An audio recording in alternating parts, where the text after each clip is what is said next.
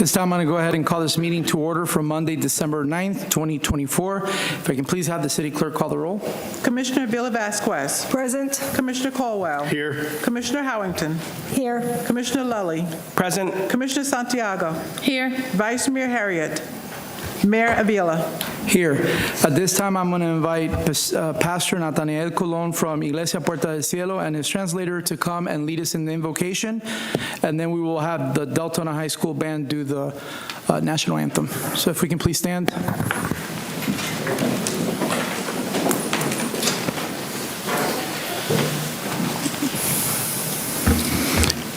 Buenas noches a todos. Good evening to everyone. Es un privilegio estar aquí y vamos a invocar en el nombre del Señor. Amén. It's a privilege to be here.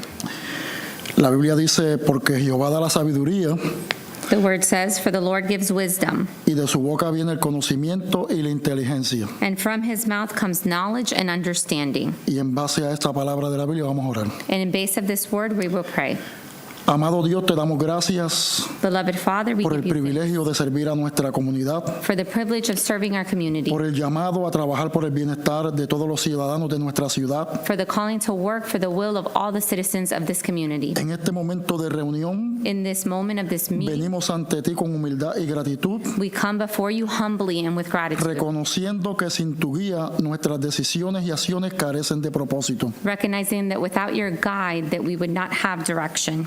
Pedimos, Señor, que tu sabiduría descienda We ask that your wisdom descends sobre cada uno de nosotros, over each of us, que podamos actuar con justicia, that we can act with justice, integridad integrity, y con un profundo amor por aquellos a quienes servimos. and with a profound love for those that we serve, Que todo lo que se dialogue that everything that is spoken sea edificante be edifying, y nuestras decisiones and that our decisions reflejen tu voluntad. reflect your Te will. damos gracias por tu presencia. We thank you for your Bendice presence. este momento y este lugar. Bless this moment and this place. Amen. Amen. Amen. This time, we'll do the pledge, and then we'll jump into the national anthem. Pledge allegiance to the flag of the United States of America and to the republic for which it stands, one nation, under God, indivisible, with liberty and justice for all.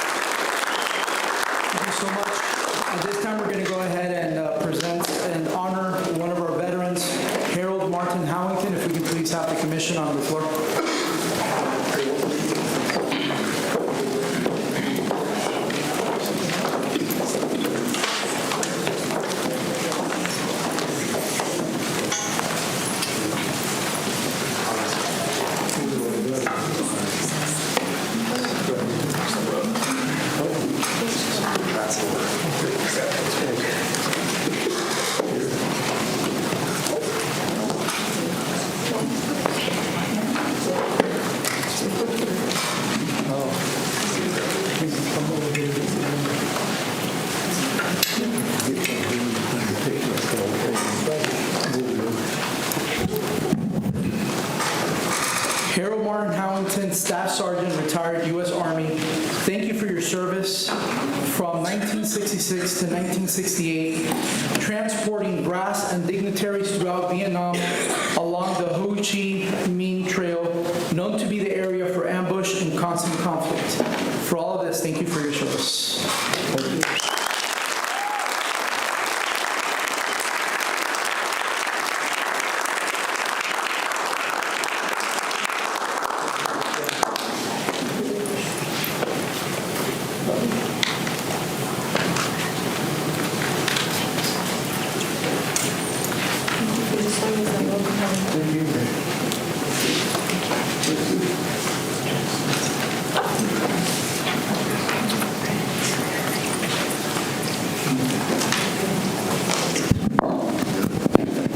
So this award is going to be a certificate of recognition for Deltona High School Blue Brigade Marching Band, which is the band that's right in front of you, in recognition for placing in two competitions. October 19, 2024, the FFCC Outdoor Competition placed 4th, and the Percussion Section placed 3rd. November 2nd, 2024, the FBA District 6 Marching MPA earned the highest rating possible, superior rating. Congratulations.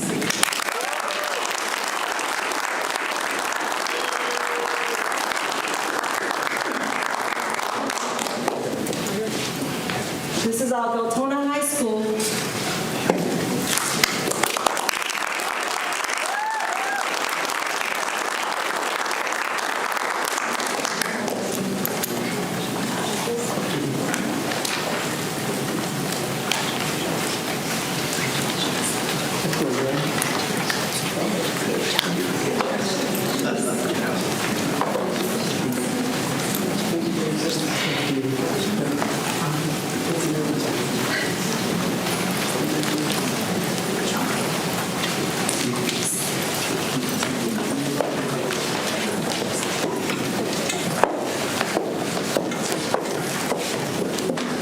At this time, we're going to have the privilege of listening to a great presentation and performance from Deltona High School Blue Brigade Marching Band.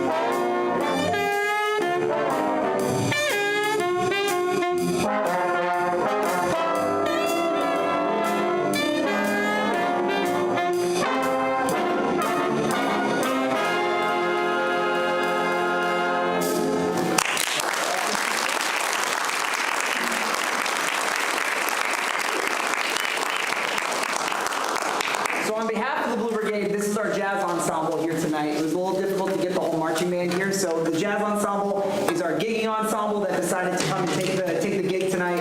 And aren't they great? Yes. That was Hey Burner by the great Sammy Nestico. This last one we're going to play for you is a great arrangement of a classic Christmas tune entitled "Oh Christmas Tree." 1, 2, 1, 2, 3.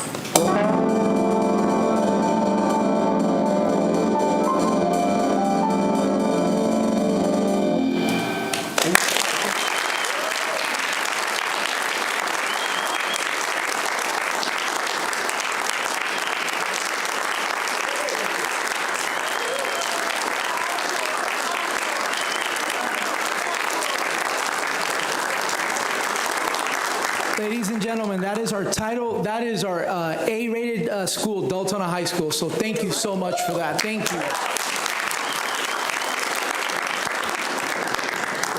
So at this time, we're going to take a quick break so the band can get their equipments and things so we can get started with our business meeting.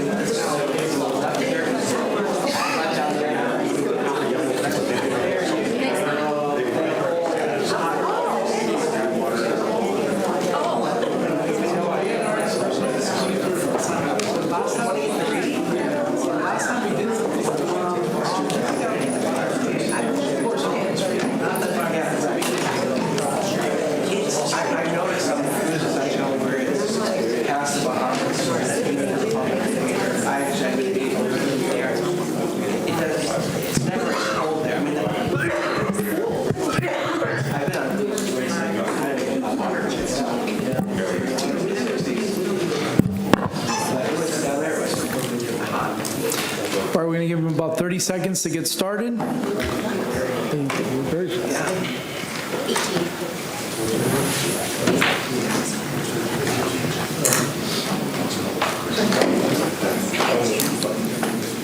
All right, this time we're going to go into Florida Sunshine and Public Records presentation by the city attorneys. Good evening, Mayor and Commissioners. Thank you so much for giving us time to do this tonight. I know it is not quite as exciting as that very excellent performance by the Jazz Company. They were incredible. So we will try to be as brief as we can. This does not replace the 4-hour ethics training that you all will do, but at the beginning of a new cycle, when we have new commissioners, we think it's good best practice to just sort of norm on public records and sunshine. These obviously are things that impact a lot of the work that we do. So I will try to go as quick as I can. However, if you have questions, please don't hesitate to stop. This is obviously a public meeting and we're talking about sunshine, so it's a good time to have these discussions and conversations. Although if you think of anything later, you're welcome to reach out offline. So thank you all. So Florida Sunshine Law is under Chapter 286 of the Florida statute, and the goal is to have transparency in government proceedings. So Florida as a state is very committed to transparency in the public process, and it applies to state and local bodies to ensure access of the public. It's also referenced in Article 1, Section 24 of the Florida Constitution, which states that all meetings of any public body of the executive branch shall be open and noticed to the public. We're going to be talking about that. The purpose and the intent of the law is to guarantee open access to government-related meetings and to ensure that the public has awareness of the officials' actions within the scope of their duties. Now, when we talk tonight, I'm going to be talking a little bit about statutes, but also a little bit about case law. So public records and sunshine law is sort of a unique area of law in that much of it is not set by statute. Some of it is, and there's a lot of guiding principles. But case law makes up a lot of the guidance that we bring to the table. And case law evolves over time. So something that was good law 3 years ago might be different now. So it's another reason that we do like to do these presentations every year as cases come forward and the law changes. So these are the core requirements for meetings, and these are in Florida Statute 286. I urge anyone here who's interested in this, if you have time over the holidays, just take a little gander at Chapter 286. It's quite enlightening and helpful. So all the meetings must be open to the public, and reasonable notice must be provided, and no binding actions can be taken unless they're in a public meeting. Now, when we talk about binding actions, we also talk about decisions, and decisions includes discussions, deliberations, and recommendations as part of official action. So when you all are on the dais and you're having discussions, that's all part of the process of making the decision, and that is all subject to sunshine. Now, notice is a little bit of a tricky area. This is not set out in statute. This is determined by case law, and often it's very specific to the circumstances. Florida is a state that has a lot more states of emergency than other places because of hurricanes, and so the notice requirement can be different when there is an emergency. But generally, the Attorney General for the state suggests that the good rule of thumb is 72 hours notice, 48 hours is sort of the minimum, and then in an emergency, 24 hours is sufficient, although there have been cases where they have found that less than 24 hours is appropriate, again, based on the exact specific circumstances. The notice should include the time, place, and agenda summary. And the meeting should be held in public accessible locations. Now, this is a great location, but certainly in times of emergency, things like libraries can be used, gyms of high schools, other public spaces that sometimes need to be pressed into service. It is good rule to avoid restrictive places like restaurants, small rooms, or locations with discriminatory access. So you obviously want to ensure physical access, but you also don't want the space to sort of chill people and make them not feel welcome. And a restaurant's sort of an environment where it doesn't really necessarily feel like if it's an open meeting if you're in a private room of a restaurant. So requirements for meeting minutes. Now, Florida statute does not require that meetings be televised. It does not require that meetings be recorded. It does not require that meetings be broadcast. It does require that minutes be recorded promptly and made available for public inspection. And minutes are not a transcript, so we do not have a court reporter here. We have incredible clerk staff who do an incredible job, but it is their job to record the events of the meeting, but that is not a transcription. There is no court reporter, so there is no transcript required under the law. Now, written minutes are required, and again, there's a real range. Some clerks choose to do a very abbreviated minute, some do a longer minute. It really just depends on the discretion of the clerk, and the statute does give them a good amount of discretion. Recording is optional, but it can support the written record. With respect to public participation, the public must have a reasonable chance to be heard, either at the same meeting or another within a reasonable time. And the participation need not be at the decision-making meeting, but it must occur before final action. So this is a good example when there's an emergency meeting.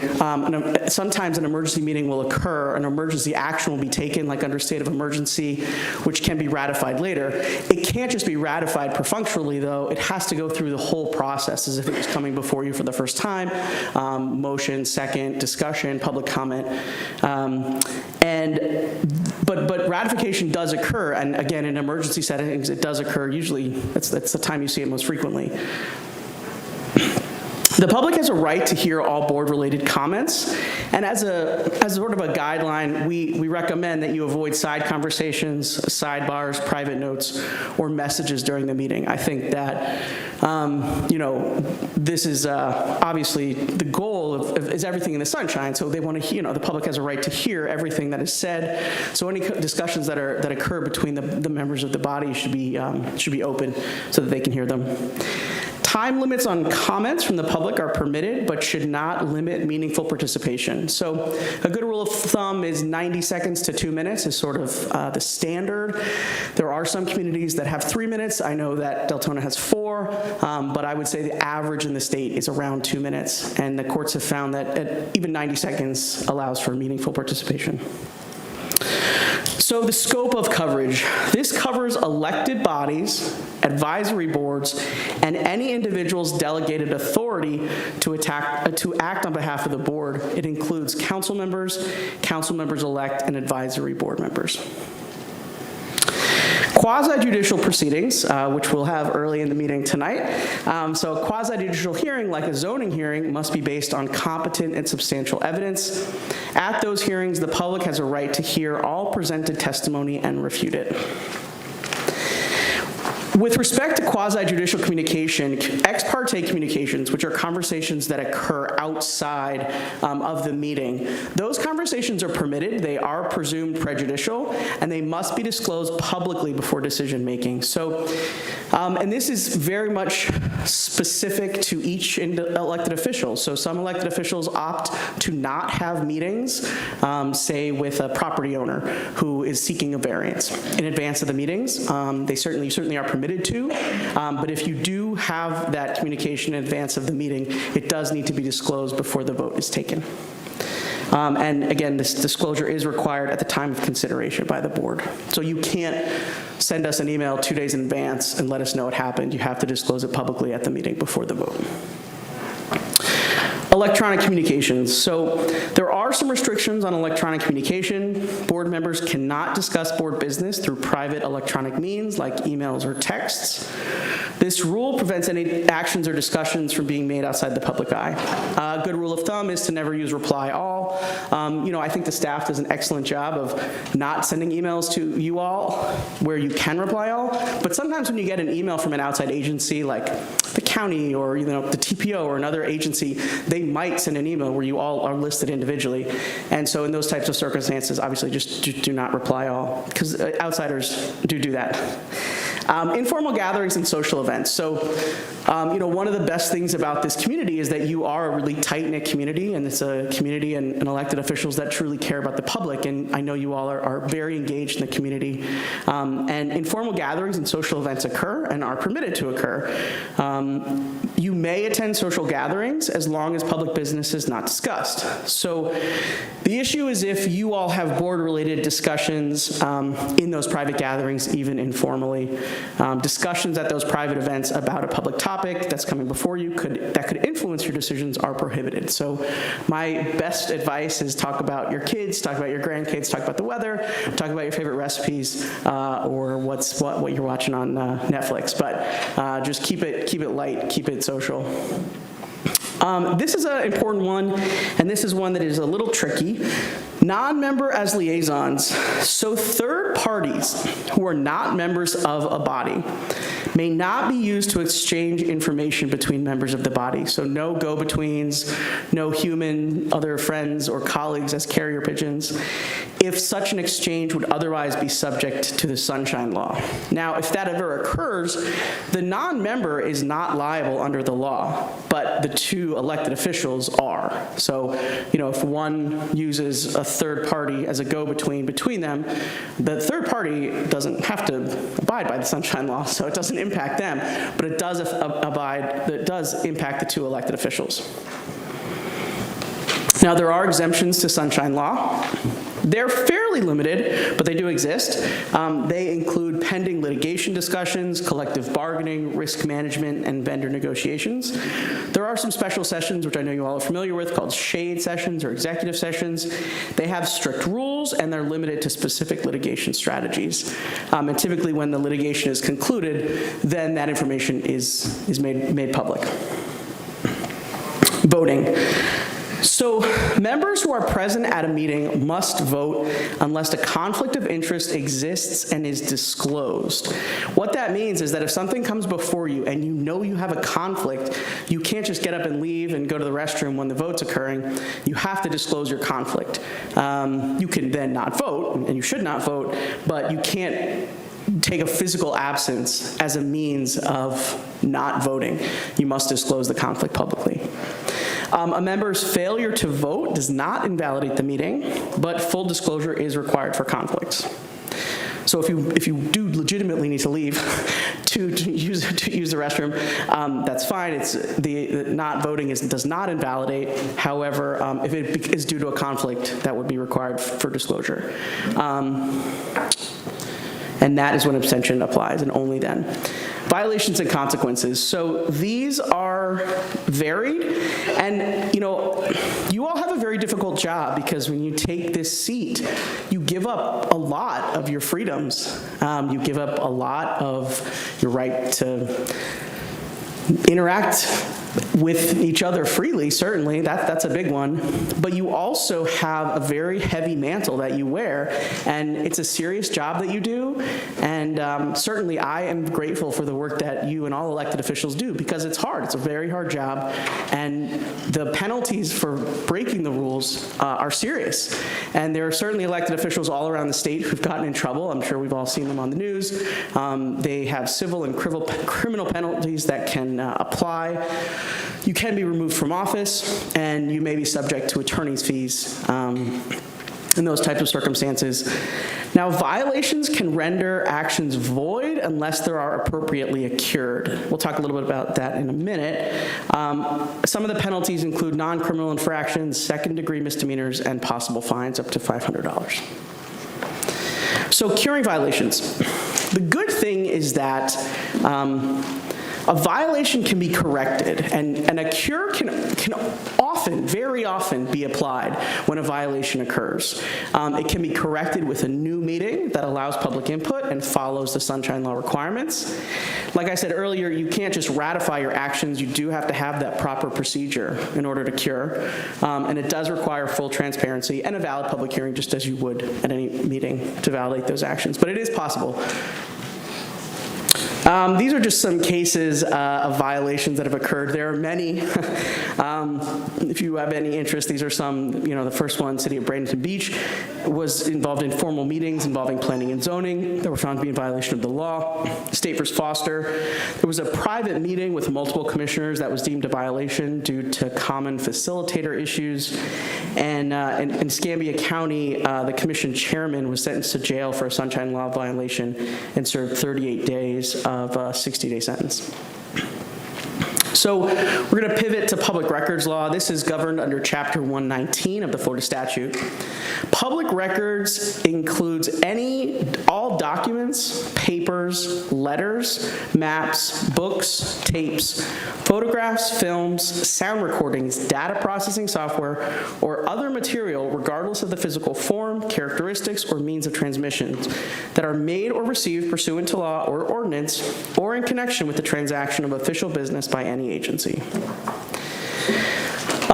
Notes or non-final drafts. This is an area that is, I hear a lot of members of the public that have a misconception about this. There is no unfinished business exception to the public inspection and copying requirements of Chapter 119. So what that means is if you have a document that's marked draft or it's your handwritten notes during a meeting, if it's about the meeting, if it's about public business, it would be subject to public records. So just because it's a draft, just because it's your personal notes, notes on the margins of an agenda, those would be subject to public records. Personal notes are not. If the purpose of a document that's prepared in connection with the official business of the public agency is to perpetuate, communicate, or formalize knowledge, then it is a public record regardless of whether it's in final form. And this is the citation to the case with that holding. This discusses the agencies that are public, that are subject to public record law. Obviously, this body is here. Computer records and emails. So, in 20 years ago, most records were on paper. But in this sort of day and age, most of the records that we create, not all, but most are electronic. And so there's a lot of very specific rules and case law that talks and speaks to those electronic communication. Information that's stored in a public agency's computer is as much a public record as a written page in a book or a document in a file.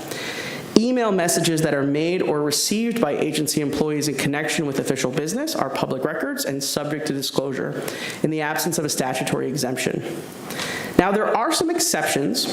Private emails that are stored on government computers or government phones or government tablets do not automatically become a public record simply by virtue of that storage. So technology is fast, and the courts have recognized that there is often a time, particularly, if you are busy and you're having a busy week, or it's the day of a meeting, and you're sending emails and you're sending text messages, oftentimes people will get an email to their family member says, by the way, I need you to bring milk home after the meeting, and they'll send it to their city email to staff or to an elected, and that is not a public record. And your response back that says, okay, getting the milk, not a public record. That's clearly personal, it's not related to city business, but if you use city email, you use city device, it does not make it a public record.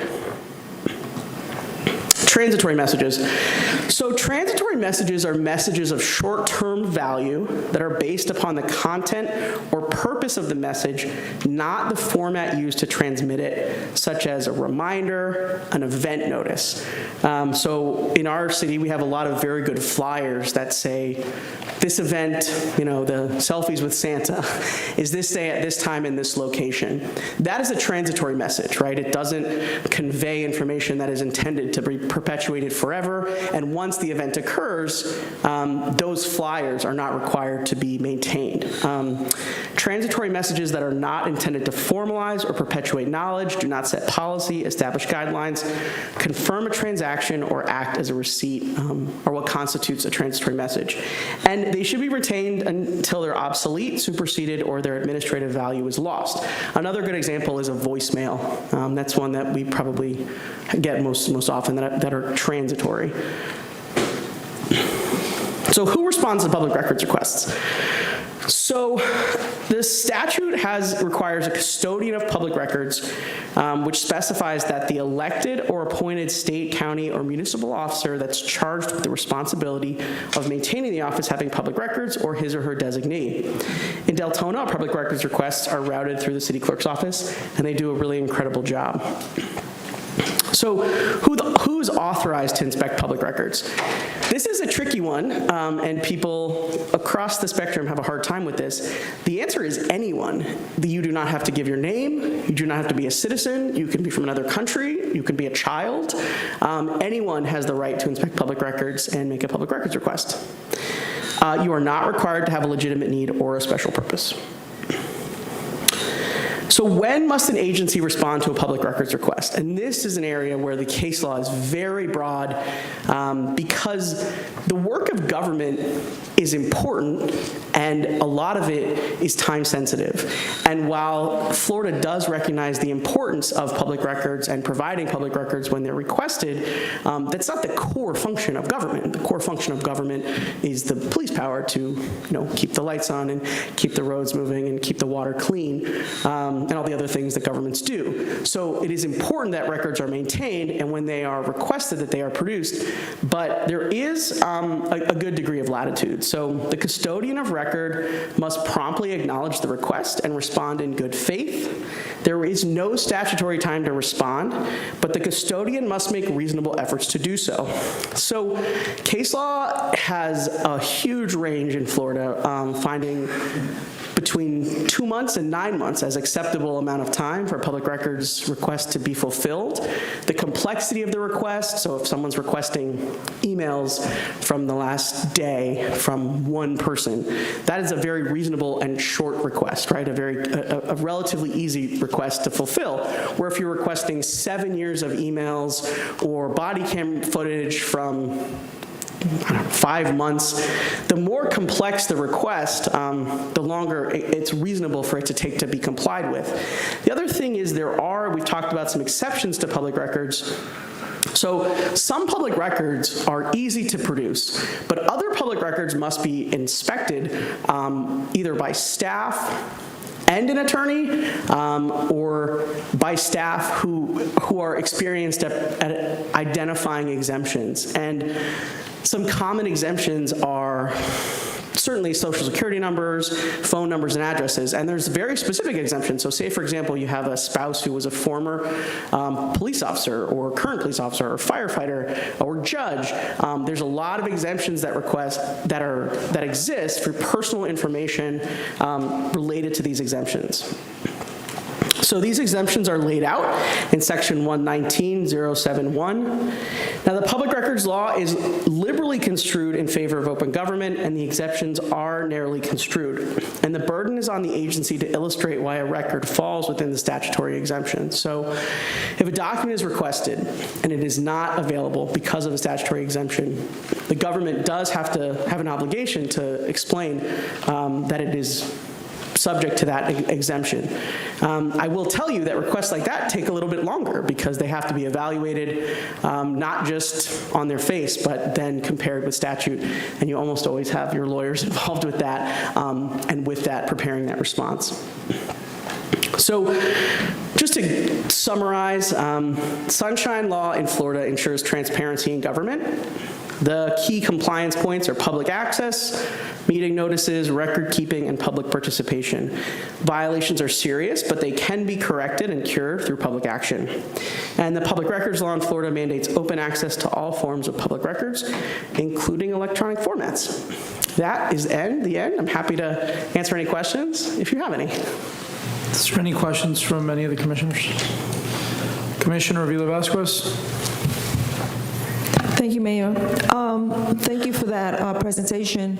So, and I've been attending them for 6 years now, and every time I hear it, I pick up something that I missed from the last meeting that I attended. But one of the things I wanted to ask regarding public records request, if there is no record, is the city supposed to make one up? That is a great question. Because the resident or whoever is requesting that record, but there's no such record. So what is the answer to that? That is a great question, and I should add a slide about that because it comes up at every time I do this presentation. If a record does not exist, it does not need to be produced because it does not exist. A public records request does not trigger action by the agency. So say, for example, someone submits a public records request saying, I want a spreadsheet showing the date and time of all emails received by the city attorneys on these 12 weeks. That document in that format does not exist. Now they could say we want the copies of the emails, or we want the timestamps of emails, anything that is actually available, that actually exists. But the staff is not obligated to create a spreadsheet. If someone says, I want an analysis of this agency action that was taken, if that analysis does not occur, it does not need to be created, because if no record exists, nothing should be or could be produced. And a public records request does not require or necessitate the creation of a public record where one does not already exist. Thank you. Commissioner Lilly. Thank you, Mayor. And I don't know if you have the answer to this. We might need to ask the clerk as well. But from what I can see, the majority of our public records requests coming in now are like for permits. Does that sound right? Yeah.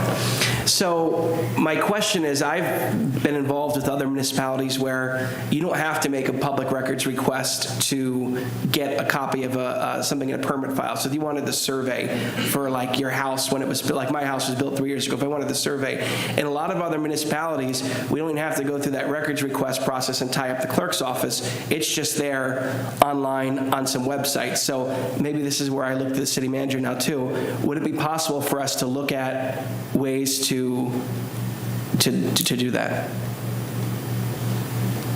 Okay. Thanks. Okay, there's no other questions on the dais, so thank you so much. Thank you so much. Happy holidays. You too. Right, at this time, do we have any Deltona community events?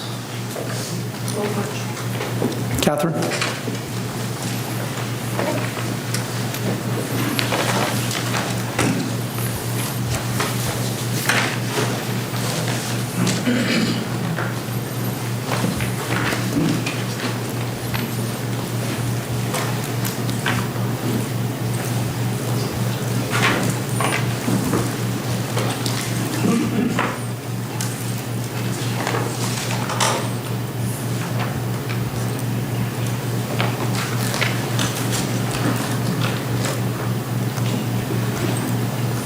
Mayor, Commissioners, we actually have a lot of stuff going on the upcoming month, especially for the holidays. So I just want to run through a lot of stuff we have going on. A lot of it's this weekend. So we have the holiday celebration and parade starts at 3 o'clock, Deltona Plaza along Deltona Boulevard. There will be a band playing, food trucks, and then the parade starts at 6 o'clock, and that goes along Deltona Boulevard like it has in the past. We have Selfies with Santa earlier in the day on Saturday. This is at the center. There's 2 sessions, 9 a.m., 10 a.m. It's $5 per child, so you can go. There's food available. Get your picture taken with Santa, so it's just a fun event for the kids. New this year, this is really fun, a holiday decorating contest. So everybody decorate your homes, and you can nominate yourself for the best decorated house in Deltona. And you have to nominate yourself. You can't see a house and say, oh, that's fantastic. The homeowner has to do it. There's going to be winners per district, and then an over citywide grand champion. So this is really fun. So decorate your houses, make Deltona festive. I also knew this year, I don't know if you all all saw, but there is a mailbox for letters to Santa in the lobby, really nicely decorated, so kids can write their wish list to Santa, come to City Hall, drop it off, put in the mailbox, direct link to the North Pole, so it goes right there. Drop it off by the 18th, and the kids can get a letter back from Santa. And this is during normal business hours, so come during normal business hours to do that. That's fun. And then we're going to be doing movies in the park again this month. On the 20th, Christmas themed, Christmas with the Cranks. It's at Dewey, 7 o'clock. There's going to be free popcorn, free lemonade, hot cocoa. So head out to a movie in the park. It's a fun event. And this is huge. This is also new this year, New Year's Eve celebration at the center. It's going to be fantastic. Buffet dinner with carving station, DJ dancing, party favor, champagne toast at midnight. We'll have a feed from to show the ball drop from New York, so it's just going to be a really good time. 7 o'clock it starts. Food will be served from 7 to 10. The event will go to 1 o'clock in the morning. There will be a cash bar available. So this is going to be a premier event, not only for Deltona but for West Volusia. Quite frankly, you don't have to travel a great distance to maybe go someplace else. But this is going to be a really fun event. $75 a person for this event. So this is going to be a lot of fun. Non-holiday related, we have Bonkers Comedy Club at the center. It's the second Friday of every month. So for this month, it's the 13th, this Friday. So we have a comedian. There's food trucks there. So this is also a fun event if you've never been at the center. Tickets are only $8 in advance, so it's a really good deal. Now to sports. A lot of sports signups going on right now. Start with Deltona Little League. They play at Van Park. Registration going on now. We have West Volusia Youth Baseball. They play at Dewey. Registration going on now. Here at West Cryo Youth Basketball League, it's only $65 per child. You get a jersey, a lot of fun. This one's very popular. It always seems to sell out. So if you're interested, sign up now. Not just kids, adults. There's a lot of activities for adults too. We have 6v6 adult soccer league registration going on now. And then, this is free, seniors, 55 plus, 4v4 basketball league. So that's going on now. Ton of fun stuff, some new things going on, so there's a lot to do, get involved. That's what we have going on this month.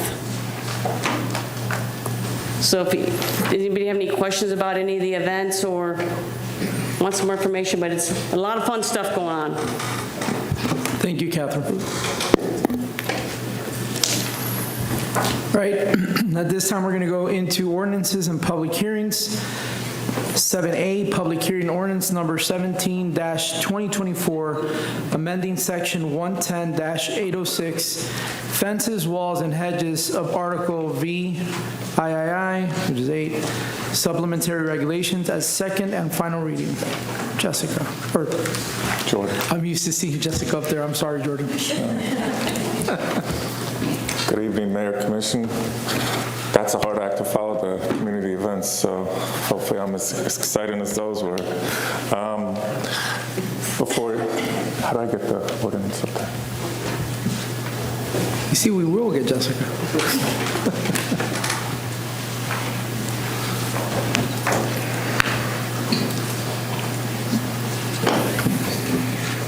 There's no down.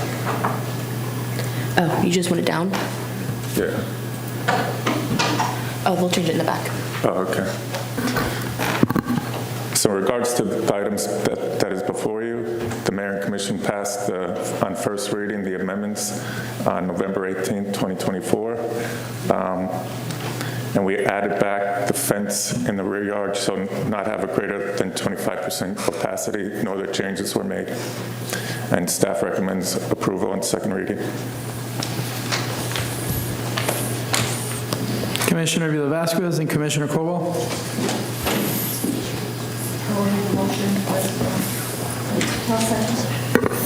I hereby move to approve ordinance number 17-2024, amending section 110-806, fences, walls, and hedges of the city's land development code at second and final reading. There's a motion by Commissioner Vila Vasquez. Second by Commissioner Howington. Is there any public comments? No, sir. Can I please have the city attorney read the ordinance? Yes, Mayor. This is an ordinance of the City of Deltona, Florida, amending Section 110-806, fences, walls, and hedges of Article 8, supplementary regulations of Chapter 110, zoning of the Land Development Code of the City of Deltona, providing for conflicts, codification, severability, and an effective date. Q, can we please vote?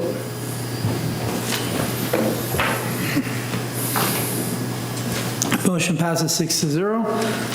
This time, we're going to go to public hearing ordinance number 02-2025, amending the zoning code, Chapter 70, general provision, amending Section 70-30 definitions and other terms used in Section 110-310 RM-1 multiple family residential and Section 110-311 RM2 multiple family residential to include additional standards, amending Chapter 76 affordable housing of Land Development Code relating to affordable housing regulations and the Live Local at first reading. Jordan. Good evening again, Mayor, Commission, City Manager. Before you is ordinance number 2-2025. During the 2023 legislative session, the Florida legislature adopted and the governor signed Chapter 2023-17, known as the Live Local Act. During the 2024 session, the legislature adopted and the governor signed Chapter 2023-188, amending provisions of the Live Local Act. On January 16, 2024, the City Commission approved Ordinance 4-2024. However, revisions to the ordinance to clarify the act consistent with the regulations and preemptions under the act to further the public health, safety, and welfare of the citizens of Deltona are necessary. On October 21st, 2024, the Deltona City Commission approved Resolution 2024-50, recognizing and confirming legislation in progress to adopt amendments to the Land Development Code. The Live Local Act permits the city to apply its multifamily regulations to affordable housing developments, except for height, density, and zoning. We have revised regulations for multifamily, which includes Section 110-310 and 110-311, which is RM1 and RM2 multifamily residential dwelling districts. So the revised regulations include first floor shall be non-residential and all floors must be built in one phase. Non-residential use shall have a CO before the residential use is given a CO. 2 uses are required in each multifamily building, both residential and high-end commercial or Class A office. We increase the minimum size of the units. For 1 bedroom, 750 is a minimum, 2 bedroom of 1,000 square feet, and 3 bedrooms, minimum of 1,350. We also require some amenities such as a washer dryer, pools, gym, enhanced landscaping, and there's more in the code. We're also requiring enhanced architectural standards for multifamily structures. We also updated Section 70-30, adding definitions to include definitions for terms that were mentioned in the legislation. We also modified Chapter 76, Affordable Housing, to establish procedures and regulations to implement the Live Local for development authorized mixed-use residential, including affordable housing. We provided a description and purpose, identified applicable zoning districts by excluding PUDs or any area subject to a development agreement addressing zoning or land use.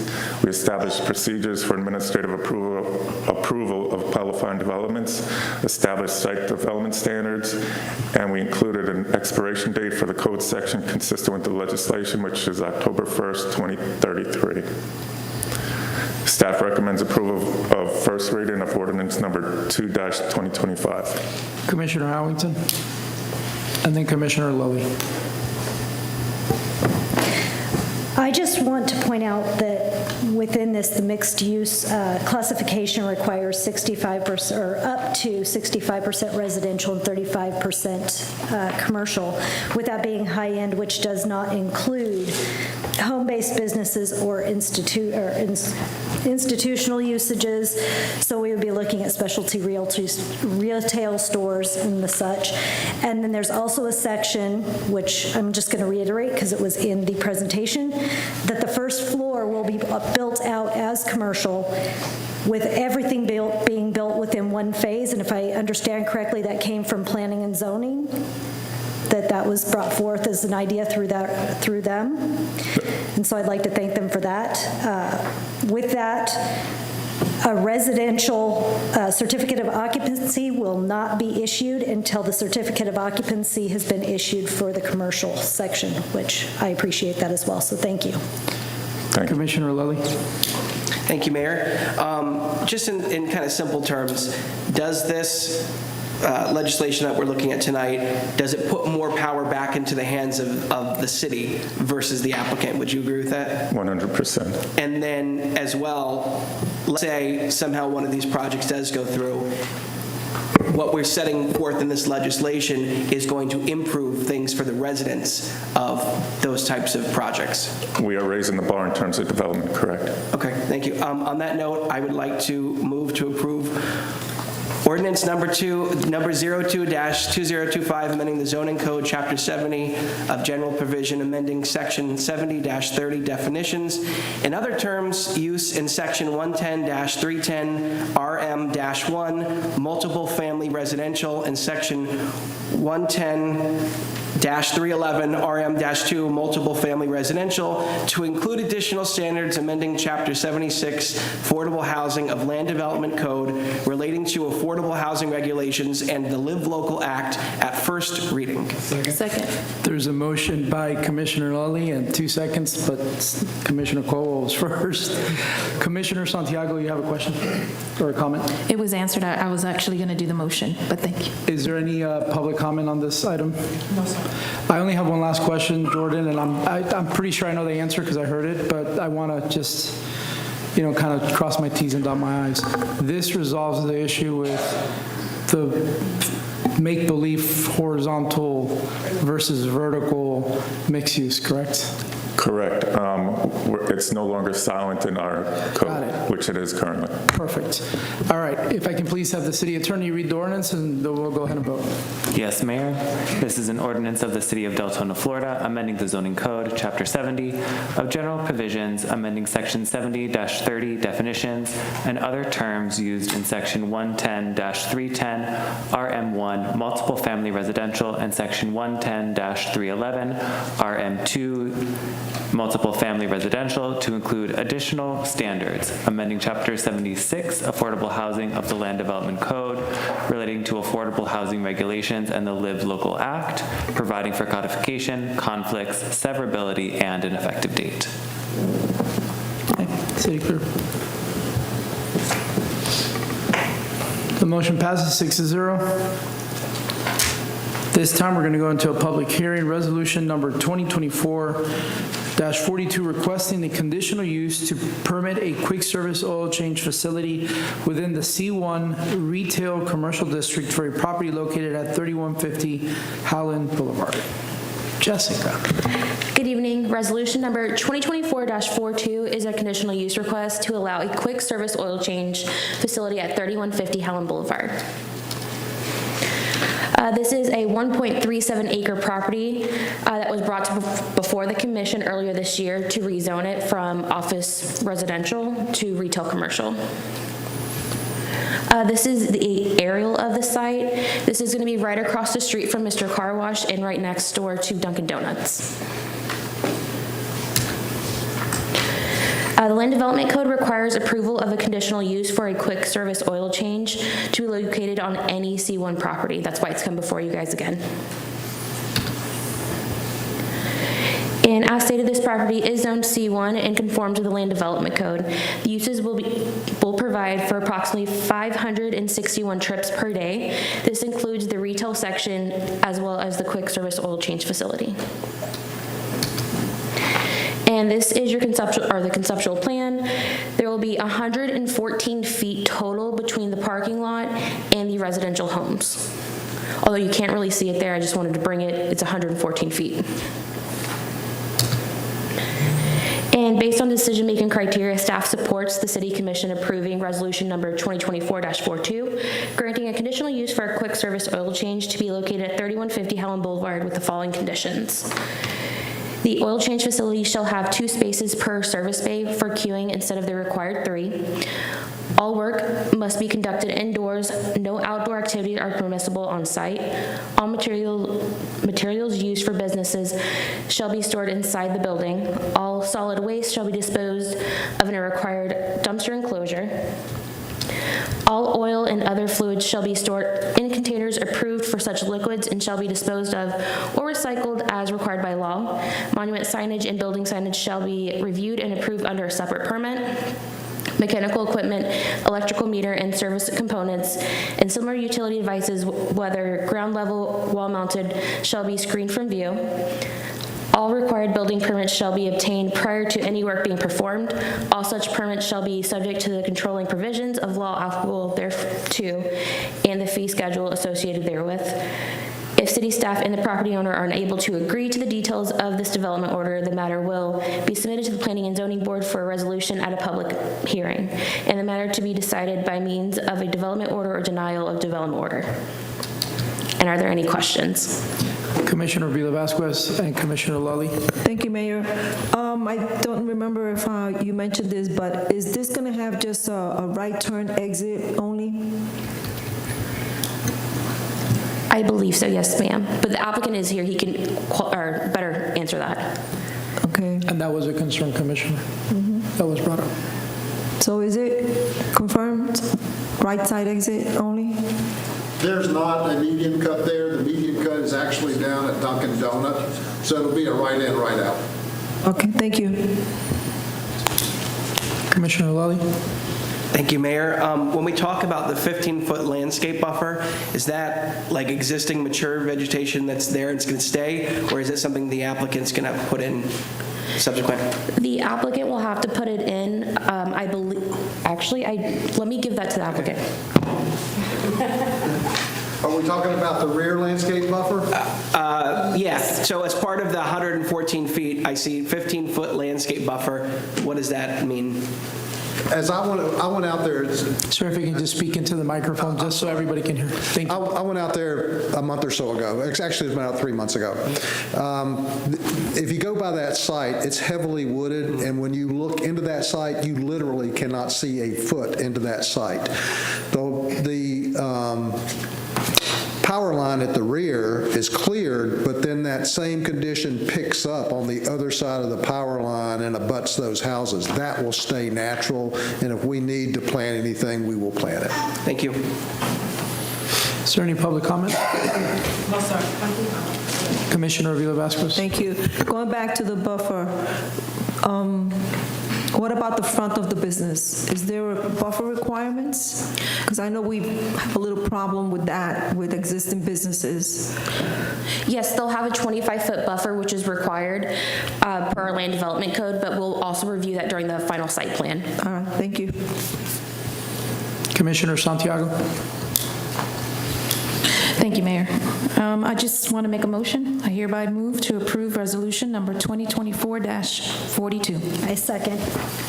There's a motion by Commissioner Santiago and a second by Commissioner Howington.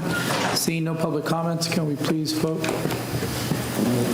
Mayor, if I may please read the title of the resolution? For the resolution? Okay. Yes.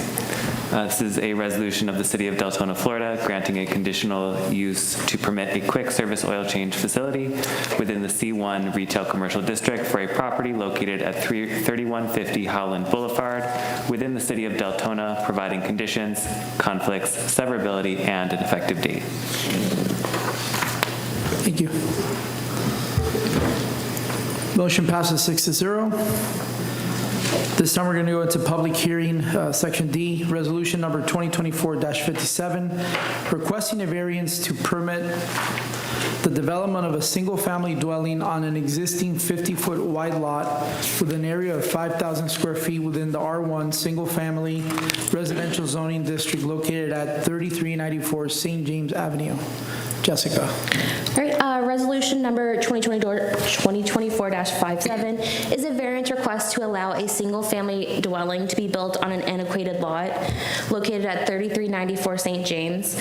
This lot is zoned R1, single-family, and is on a 5,000 square foot lot. Currently, the lot does not meet the minimum width and size requirements per the Land Development Code. This lot is part of the Lake Helen Heights plat from 1925. The Deltona Lakes plat in 1964 did exclude many tiny lots, which is why they're coming to be built, asking for a variance for it to be built. Here it shows the 1925, I highlighted it in red so you know where it's at, and then it's also circled in the 1964 plat for Deltona Lakes where it says it's not included.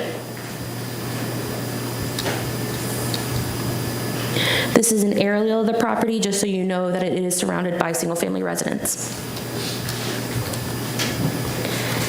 This is the proposed envelope the applicant is wanting to build in. It'll meet all setbacks required by the Land Development Code. And there are 7 total matters of consideration that staff reviews when reviewing a variance. With these, it's important to note that the variance follows the Land Development Code and will fit in with the neighborhood. The owner did not create this special circumstance. This was due to it being left out of the Deltona Lakes plat. And based on decision-making criteria, staff supports the City Commission approving Resolution 2024-57, granting a variance for the construction of a single-family residence at 3394 St. James Avenue with the following conditions. The single-family dwelling shall be consistent and comply with the minimum zoning requirements of the R1 zoning classification, excluding the minimum lot size and the width requirement. Prior to construction of a single-family residence, a building permit shall be submitted to the building department for review and approval. The applicant and future property owners shall not construct any accessory structures based on the size constraints accepted by this variance. And are there any questions? Commissioner Santiago, then Commissioner Howington. Thank you. You did say it meet all the setbacks, right? Correct? Yes, it'll meet all setbacks. Okay, and with that said, I hereby move to approve Resolution 2024-57. Commissioner Howington, thank you. There's a motion by Commissioner Santiago on the floor. Did this lot flood, or has it been a flood issue? One moment. I'll second for the purpose of discussion. There's a second by Commissioner Lally. Go ahead, Commissioner Howington. I am not aware of that. I can have the applicant come up and answer that. Okay.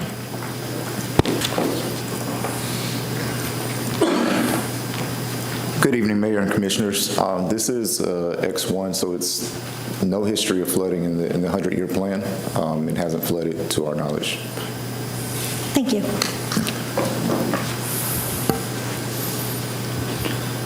Is there any public comment? No, sir. Okay. For just purposes of knowledge, this is technically an infill, correct? Yes, sir. Okay. All right. Hold on. Commissioner Lally? Thank you, Mayor. Just to confirm, the property owner at 3370, so the home next door, would have been notified about this public hearing? Yes, everyone was notified within a 200 square foot radius. Okay, thank you. All right. The city attorney can please read the resolution. Yes, sir.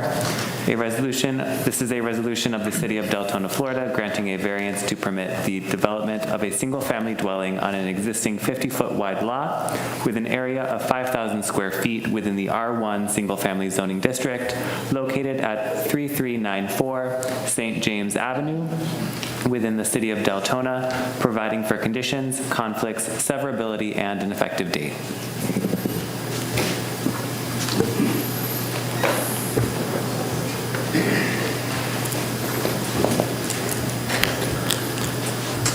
The motion passes 5-1. This time, we're going to go to public hearing, Section E, Resolution Number 2024-65, requesting a variance to allow for an increase in maximum lot coverage to accommodate a 798-square-foot in-ground pool, deck, and screen enclosure on an approximately 7,209-square-foot lot within the R1 single-family residential zoning classification located at 3469 Berkshire Terrace. Jordan. Good evening, Mayor, Commission. Before you is the variance request for 3469 Berkshire Woods Terrace. It is about 0.16 acres. The zoning is R1, and it's within the Arbor Ridge subdivision, and it was built in 2017. There's an area of the subject property highlighted in red.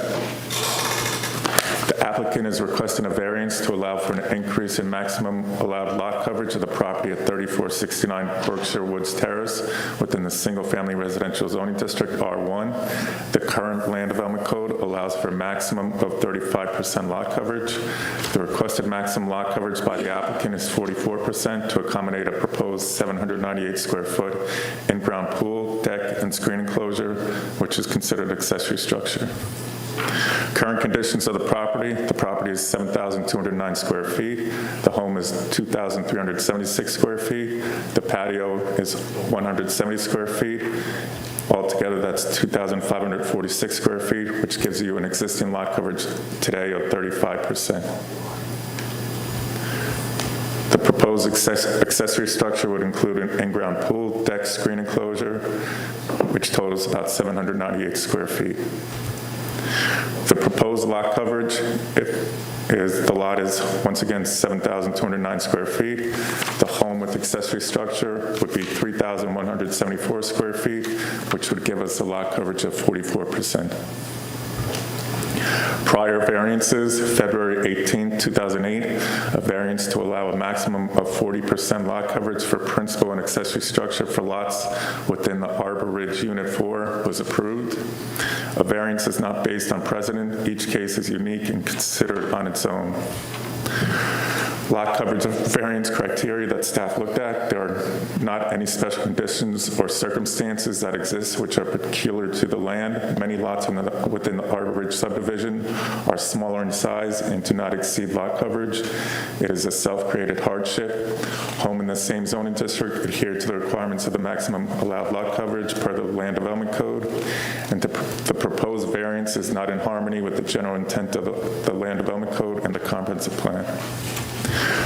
At the Planning and Zoning Board meeting, they voted 7-0 to recommend that the Mayor and City Commission approve the variance with a lot coverage not to exceed 40%.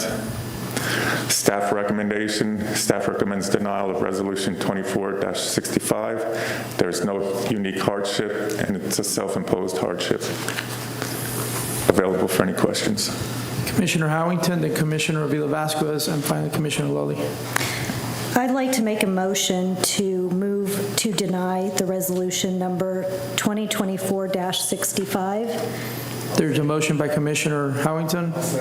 Second by Commissioner Crowell. Commissioner Lully. Thank you, Mayor.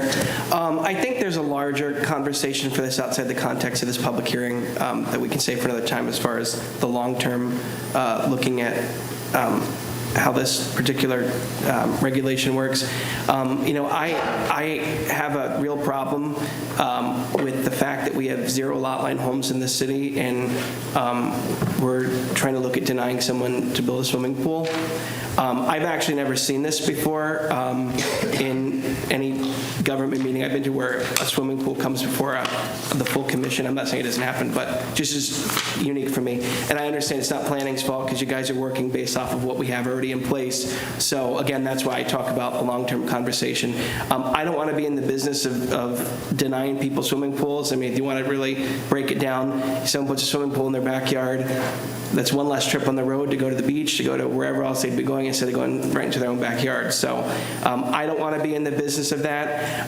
My question is, when we talk about the lot coverage, what is applying in that percentage? Is that even like the body of water, or is it because they want to put in a screen structure with footings in the ground that's really prompting this to go up? So the lot coverage is consisted of the house and the decking and the pool area, which comes up with the 798 square feet. Now, keep in mind, the lot coverage does not include the driveway or the sidewalks, so you can put those in, you have a higher lot coverage. Okay.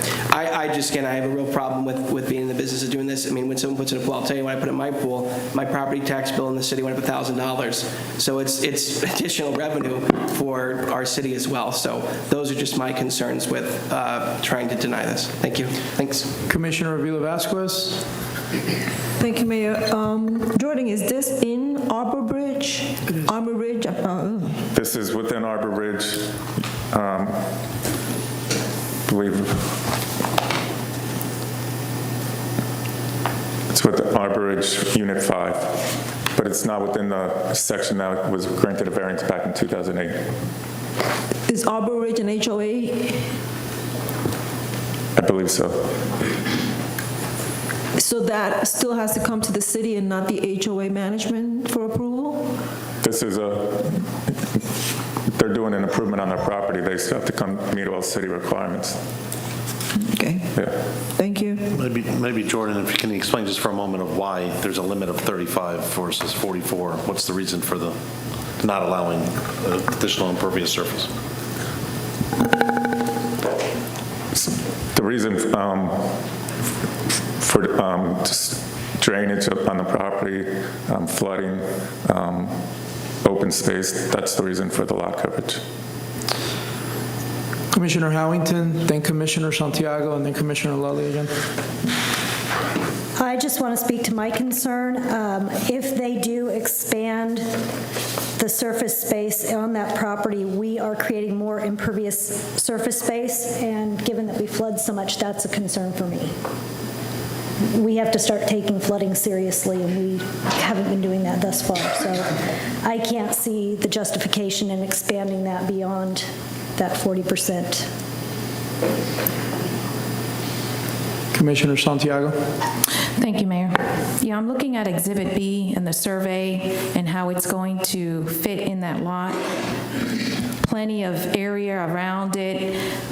You can see the setbacks and all that area, so let them have the pool. I mean, I don't want them to get denied. I mean, I think in the past you said that there was another case and it was approved. Is that correct? Back in 2008, Meritage Homes submitted a variance to increase the 35 maximum coverage restriction to 40%. Okay, and that was approved too? That was approved. Current staff wasn't there to review it, so I'm not sure why it was approved back then. Okay, I don't see anything wrong. There's also a stormwater, looks like there's a stormwater retention pond behind it as well.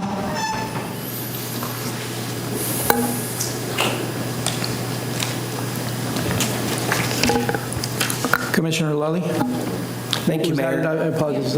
Commissioner Lally. Thank you, Mayor.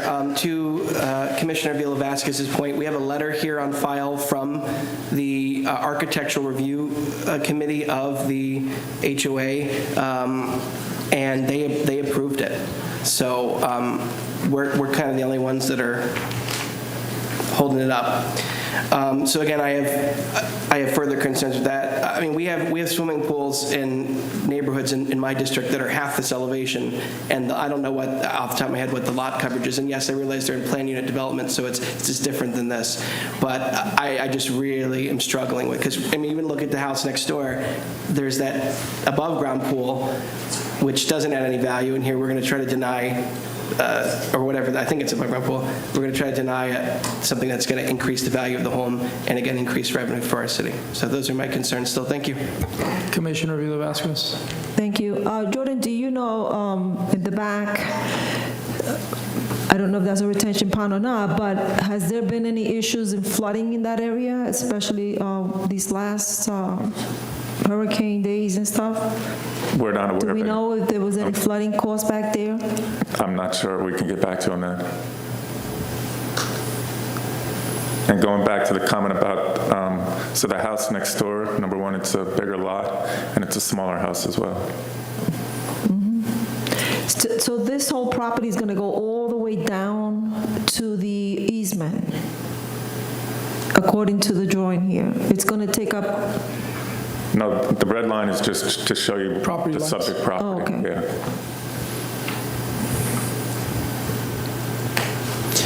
Jordan, isn't this the gentleman that came to visit me because they had this issue where apparently the builder, something was going on with the builder that they ended up not putting in the pool to save some money? I do not recall, This Mayor, is I'm probably sorry. like 2 months ago, because I remember that drawing, and I only remember it because of the above-ground pool, and we're looking at the sizes between them. So it's fine. Is there any public record or public comment on this one? No, sir. No? All right, so there's a motion on the floor and a second to vote to deny this request. So if you vote in favor, that means you're voting to deny. If you vote against, that means you're doing the opposite. Correct. This is a resolution of the City of Deltona, Florida, granting a variance to allow for an increase in maximum lot coverage to accommodate an approximate 798 square foot in-ground pool deck and screen enclosure on an approximate 7,209 square foot lot within the R1 single-family residential zoning classification within the City of Deltona, providing for conditions, conflicts, severability, and an effective date.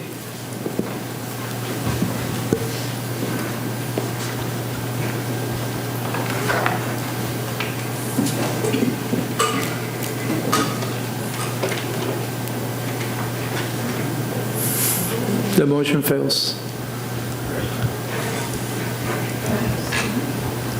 So, Mr. Mayor, someone who is on the losing side of this may make a motion to reconsider, which would open this back up for voting again, if that is the will of the board. is there anybody with a motion to reconsider on the? There's a motion to reconsider by Commissioner Cowell. Is there a second? Second. There's a second by Commissioner Avila Vasquez. And we have to vote on it, correct? So if we can vote on the motion to reconsider. Is the motion to deny?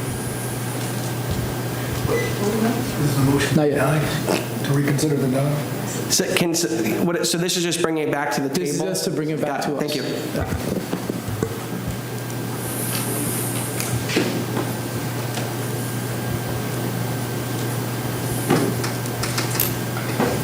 Okay, so the motion passes to reconsider. At this time, I'm going to make a motion to approve. Let me go ahead and read this. Pass the gavel. Specifically? Please say the words to somebody. So I'll pass the gavel, I guess, to Maritza, because we need to build policy and procedures on this, since we don't have a vice mayor right now. I hereby move to approve resolution number 2024-65. Second. There's a motion, oh, sorry. there's a motion on the floor to approve, first by the mayor and second by, who seconded? Lolly. Any comments from the dais? Yes. I just want to make sure I have it right. We're approving to allow, okay, the pool. Okay, do we have any comments from the public? No. Can we call the vote, please?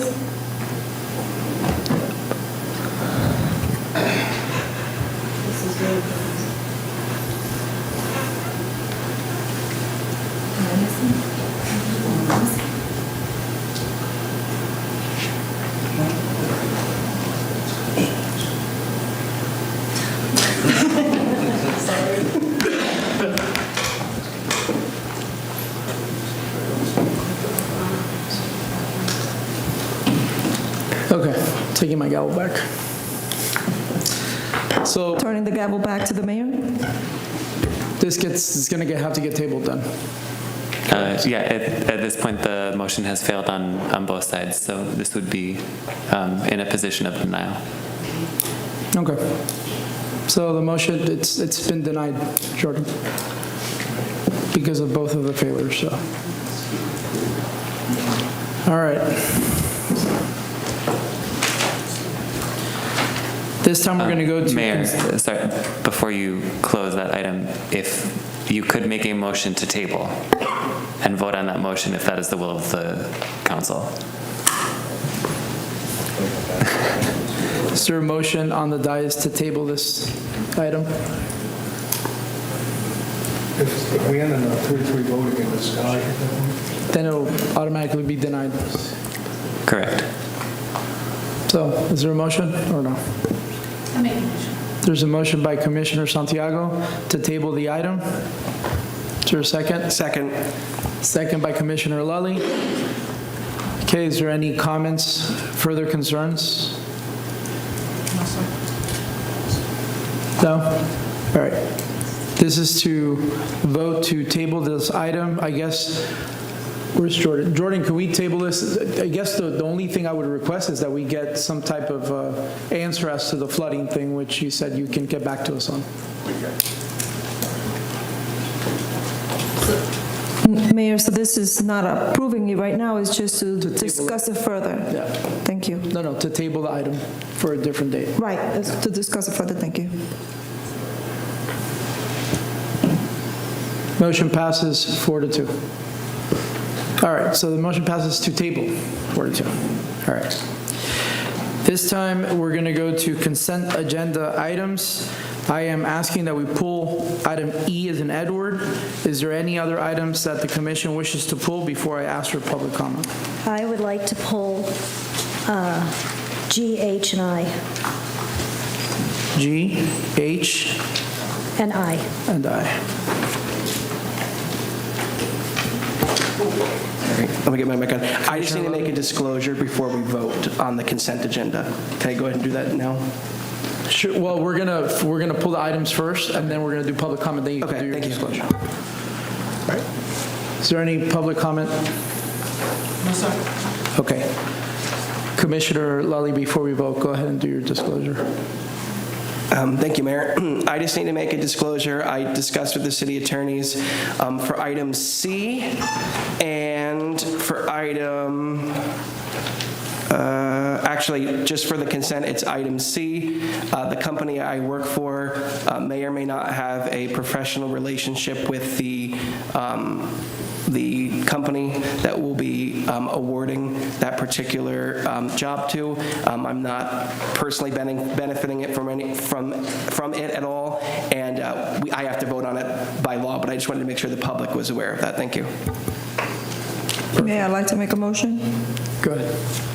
Wait, I'm trying to get my letters here together. I was just doing that as well. Go ahead, you can finish. Oh, God. I make a motion to approve the consent agenda with the exception of E, G, H, and I. I think it's easier, right? There's a motion by Commissioner Avila Vasquez and a second by Commissioner Santiago.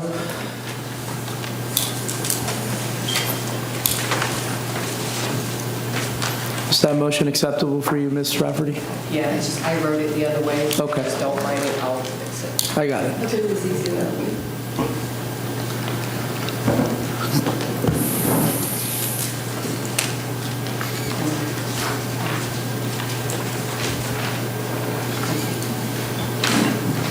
And the motion passes 6-0.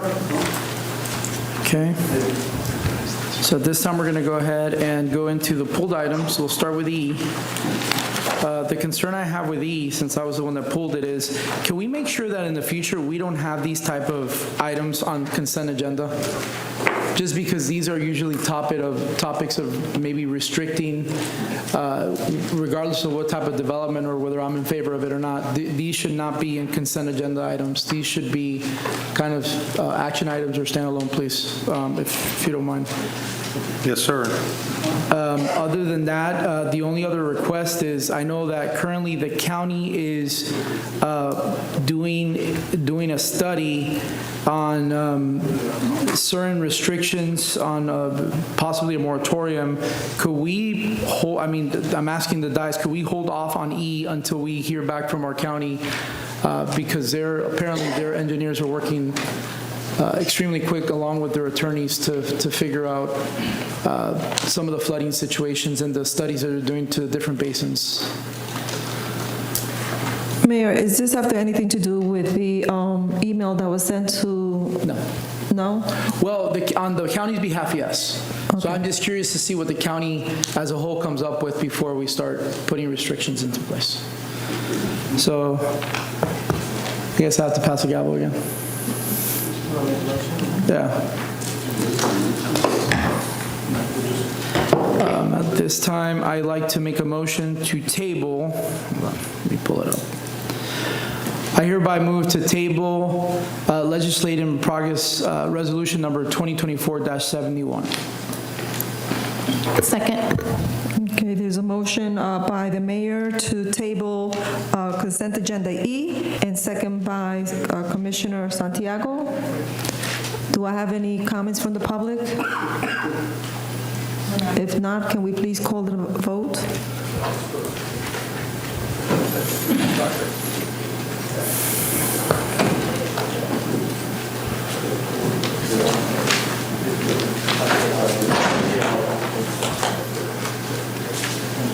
Commissioner.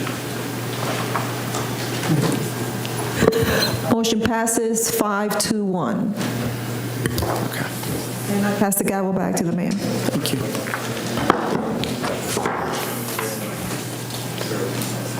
Now we're going to, which section are we going to now? Couldn't finish writing it down. There we go. G, H, and I. Okay, so now we're going to letter G, please. Request for approval of resolution number 2024-78, authorizing the purchase of a new 2024 Ford Explorer from Duval Ford as found on the Florida Sheriff's Association Light Vehicle Contract, FSA-VEL-32, in the amount of $37,441. Commissioner Howington. The first question I have is, why are we not considering something smaller like a Ford Edge rather than an Explorer? I see these vehicles in my neighborhood all the time, and they don't seem to be carrying a lot, more than just one passenger, or maybe some plans and things like that. I don't see the reason why they would need a mid-size SUV versus a smaller one that might save us anywhere from $10,000 to $12,000. Go ahead, Jordan.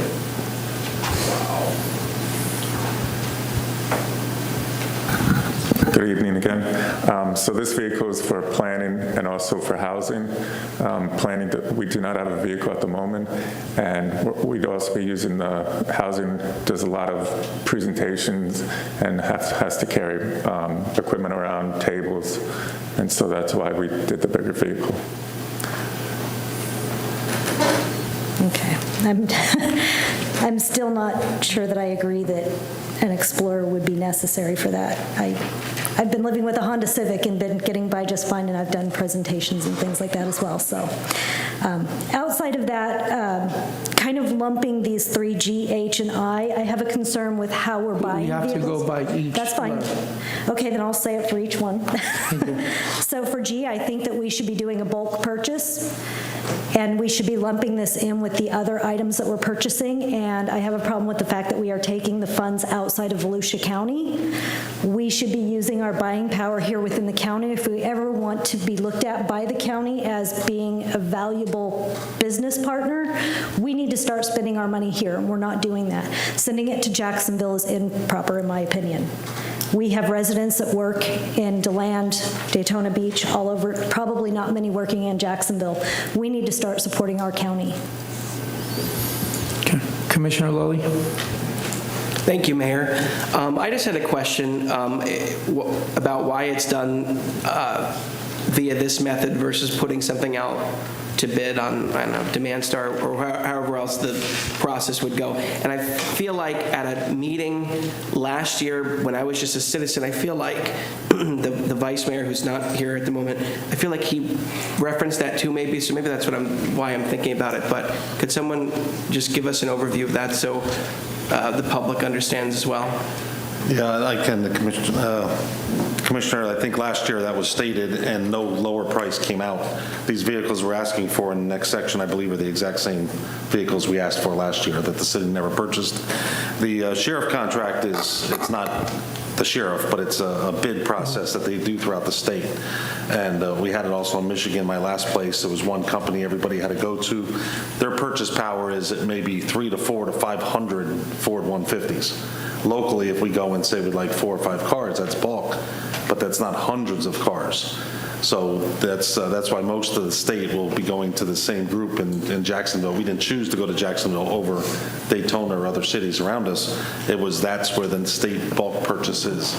And so they're able to come at a much lower price across the board. So depending on having a local fee of where we pay a little more for a local company as a possibility, I don't believe we have in place. Here, that's a potential for the future, have like a 10% incentive that would keep the money here.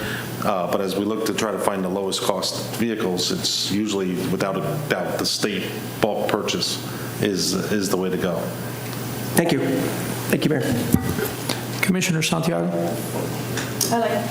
I'd like to make a motion. I move to approve resolution number 2024-78, authorizing the purchase of a new 2024 Ford Explorer from Duval Ford as found on the Florida Sheriff's Association light vehicle contract number FSA-VEL-32 in the amount of $37,441. Second. It's a motion by Commissioner Santiago, second by Commissioner Avila Vasquez. Is there any public comment? No, sir.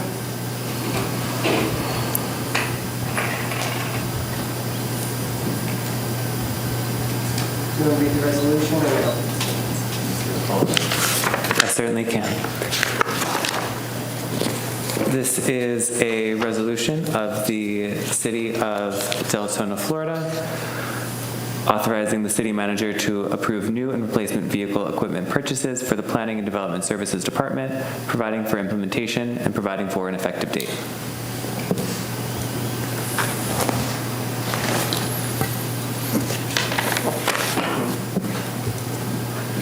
Resolution passes 5-1. This time, we're going to go ahead and move to H, request approval of resolution number 2024-73 to purchase new park maintenance replacement vehicles from Duval Ford using approved budgeted funds for vehicle replacement and new vehicles not to exceed $333,000. Commissioner Howington. Again, my concern is taking money outside of Volusia County. I think we should be doing a bulk purchase. We should be looking at what we're purchasing for the next 12 months or for the remainder of this budget period. We should be approaching a dealership locally and seeing what we can do there. Commissioner Santiago. Thank you, Mayor. Yeah, I understand that this is a bid. It's already been bidded out, so we're just piggybacking it. So with that said, I move to approve resolution number 2024-73 to purchase the new park maintenance replacement vehicles from Duval Ford using approved budgeted funds not to exceed $330,000. There's a motion by Commissioner Santiago. Is there a second? Second. Second by Commissioner Avila Vasquez. Commissioner Avila Vasquez, you have the floor. Sorry. Oh, is there any public comment on this item? No, sir. No. All right. Can you please read the resolution? Yes, Mr. Mayor, this is a resolution of the City of Deltona, Florida, authorizing the city manager to approve new and replacement vehicle equipment purchases for the Parks and Recreation Department, providing for implementation and providing for an effective date.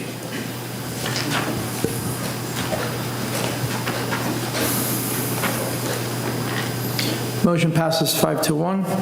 This time, we're going to go to request approval of resolution number 2024-79, authorizing the purchase of 2 new 2024 Ford Maverick 2x4, 2 2024 F-150 regular cab 2x4, and 1 2024 F-250 with utility body from Duval Ford as found on the Florida Sheriff's Association light vehicle contract, the amount of $210,924. Commissioner Howington.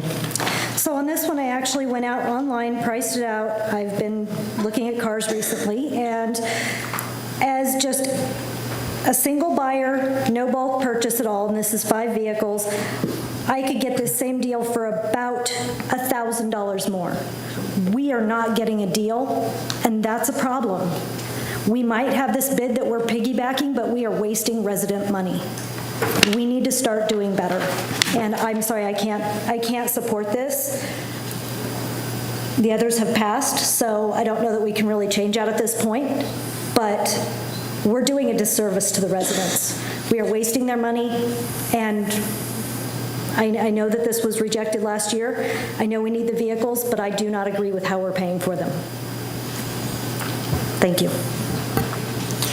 Just for point of clarification, we put these out for a bid, is that correct? After it got rejected, because I remember we requested it to be put out for a bid and they all came back higher. Well, I believe the, Yes, we did. okay. Yeah, we went out to 3 different dealerships. Thank you, Mr. Parrish.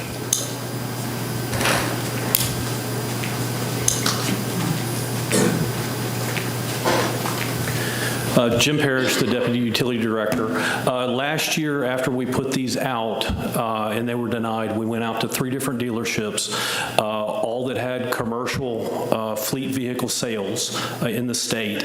And they were basically asking us, why are we coming to you when we have the Florida Sheriff's contract, which has already been pre-negotiated?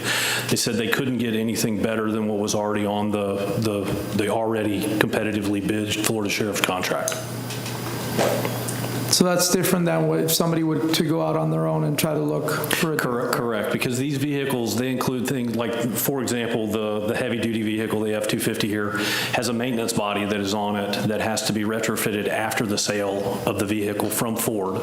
There are things like strobe light kits and markers and things like that that make it so that it's a safe vehicle to be used for temporary traffic control in the environment that we use on the streets. Okay. So I mean, I don't disagree with Commissioner Howington.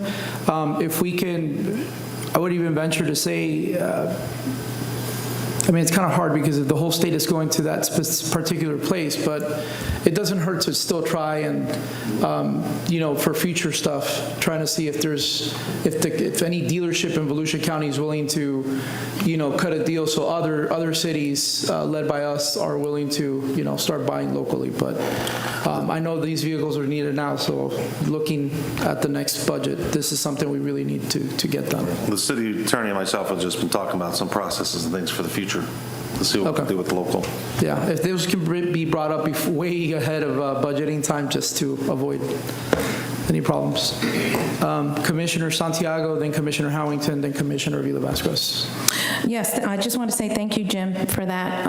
And just wanted to say as well, working in the past with the purchasing department, yes, that it is competitively bidded out.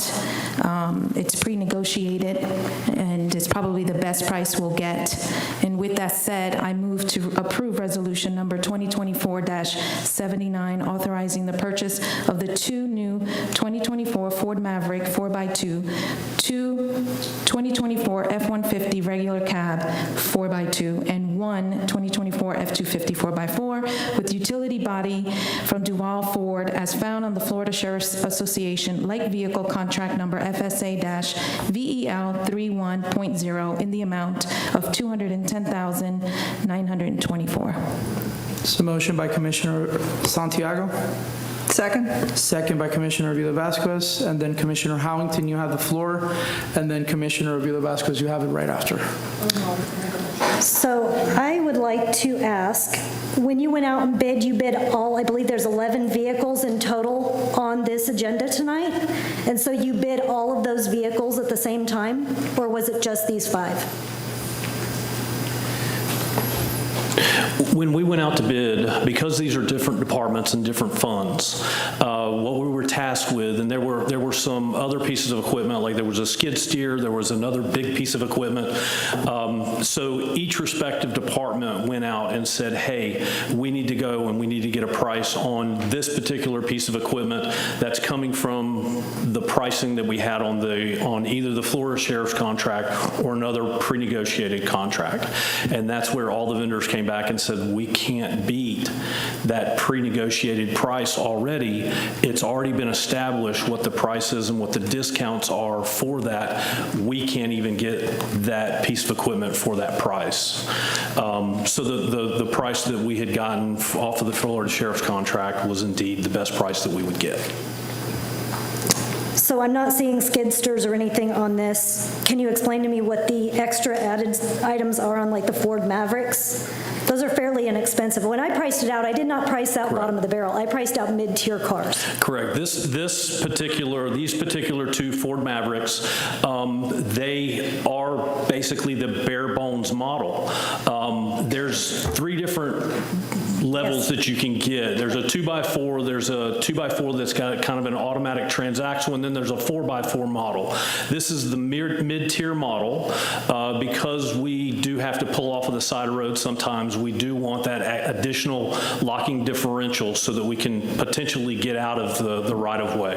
Other than that, this is the negotiated price that we received off of the Florida Sheriff's contract.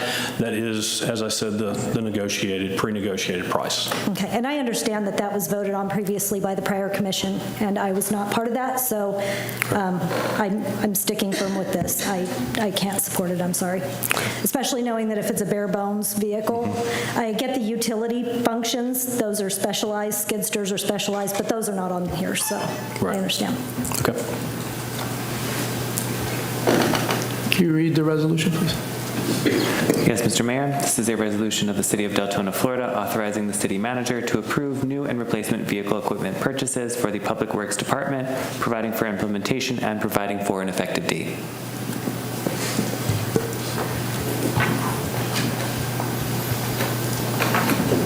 Motion passes 5-1. This time we're going to go ahead and enter into action items. Just a point of clarification, Joyce, do we have any quasi-judicial on here today? No? Okay.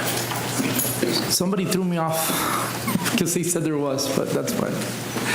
Request approval, so action item A, request approval of resolution number 2024-77, awarding the water and wastewater plants SCADA improvements project to Roca Controls of Tampa, Florida, in the amount of $2,958,215.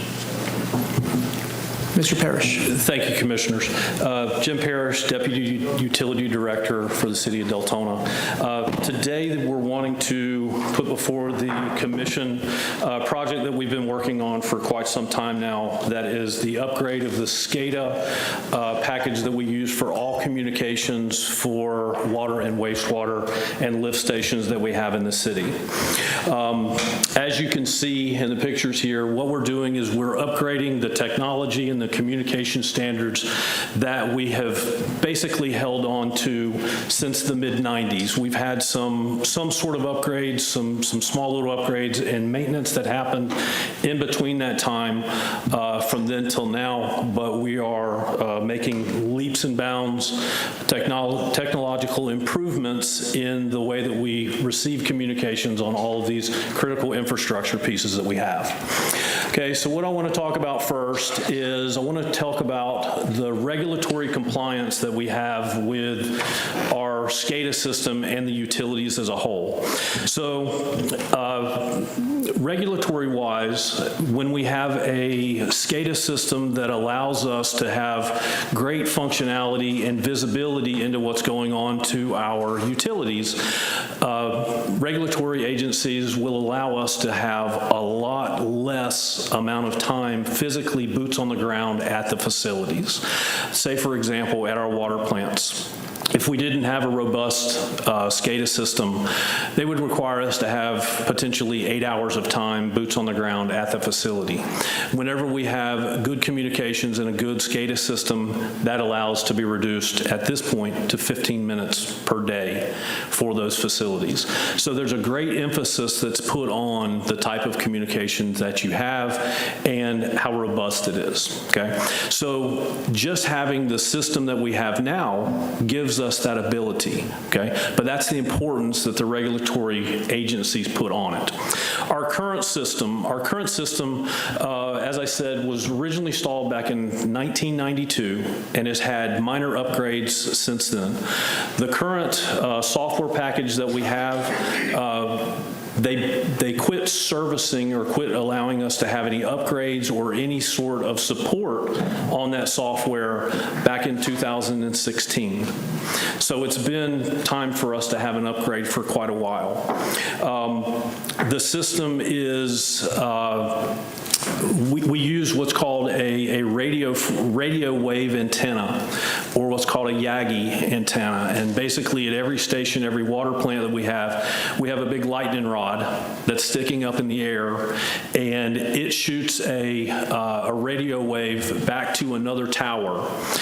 So you've got basically point-to-point communication. If you have a failure point at one of those radio towers, you lose communication to water plants, to lift stations, and to other wastewater facilities. So you've got some risk points in there, and those are the things that we're wanting to avoid. Another issue that we have with this current system, because it is those radio waves, it's a very analog system. So it starts at point A, and it reads point A, which could be a water plant. And then it reads point B, and then point C, D, E, and F. Each one of them takes time to read. Currently, if we have an issue at A, by the time it goes through everything else and it gets back to A again, is 27 minutes. So we could have an issue, and potentially you've got 27 minutes before we even know about it, okay? That's just the way that the technology was back then. Okay, 1992 compared to 2024, there's a lot of other technologies that we can use to make things more robust. Future system that we have begun migrating to is instantaneous. It's real time. You get real time information. What we're looking at here on this screen is our current system. It's currently what we see, and it's all informational. So we see what the information is at the water plant. We see what happens at a wastewater plant and at the lift stations, but we have no ability to react to it other than getting boots on the ground. So whenever it comes times like an emergency situation, you have not only the 27 minutes worth of lag, but then you also have the time that it takes to get to the facility to actually react to it. So you could have potential for some lengthy amount of times for any of our critical infrastructure needs for a utility. As I said, the future system is real time. It's cellular based. It's multiple carrier based. So if you are currently operating off of a Verizon network and Verizon's network is too full, it'll switch over to another carrier. It'll go to T-Mobile, it'll go to Verizon, go to AT&T, so that you can have the ability to move between the two or between multiples. Not only is it informational like we have now, but you also have the ability to make decisions and make reactions directly through the screen in real time remotely. We began converting over to this new system on the lift station side last year. We began a project to update all of those lift stations, and during the storms, we were able to actually lower wet well levels and make decisions and turn pumps on without putting people in harm's way. I'm very proud to say that throughout the storms that we had, we're one of the few utilities that didn't have any sort of sanitary sewer overflows because we were able to react immediately with information that was in real time. We weren't waiting any longer. So it gave us a great ability to be able to be more intelligent about our system. Okay, so our infrastructure that we have, we've been able to put in, as of today, 29 of the 55 lift stations. And one of the things that we have that is different from what we've done in the past is we're able to utilize all 55 of these locations to make us smarter about what's going on with the system. Okay, so part of what we did in the first phase of this entire project was we said at all of these locations we're going to put in a pressure transducer, which is going to tell us what our water main pressure is, even though we may not have a water plant in the area, but we have other infrastructure there that tells us what that is. If we have a break in the system, we're able to respond to it because we're able to see it. But just because right now we are able to see it on the lift station side, we actually have to upgrade the water plants and the wastewater facilities so that we have that ability where we could turn a pump off or do something and react to if we had a water main break. But we at least now are more intelligent about it because we can see the data and we can see it in real time without somebody going out there. So currently, as I said, the information that we get is simply informational. So here what you're seeing is one of our Whitewood stations. What we see is we see that pump number 3 is on, pump number 1 and pump number 2 is off. Our AC power is okay. We're not in high level alarm. And that's basically all that we do get out of the type of infrastructure that we have now. What we see here is a lot more information. You actually can trend what's going on at your lift station. You can see how much flow is coming in. You can see how many pumps. You have a plethora of information that makes us in our infrastructure a lot more robust and a lot more friendly to actually have operational flexibility to do things with. So we received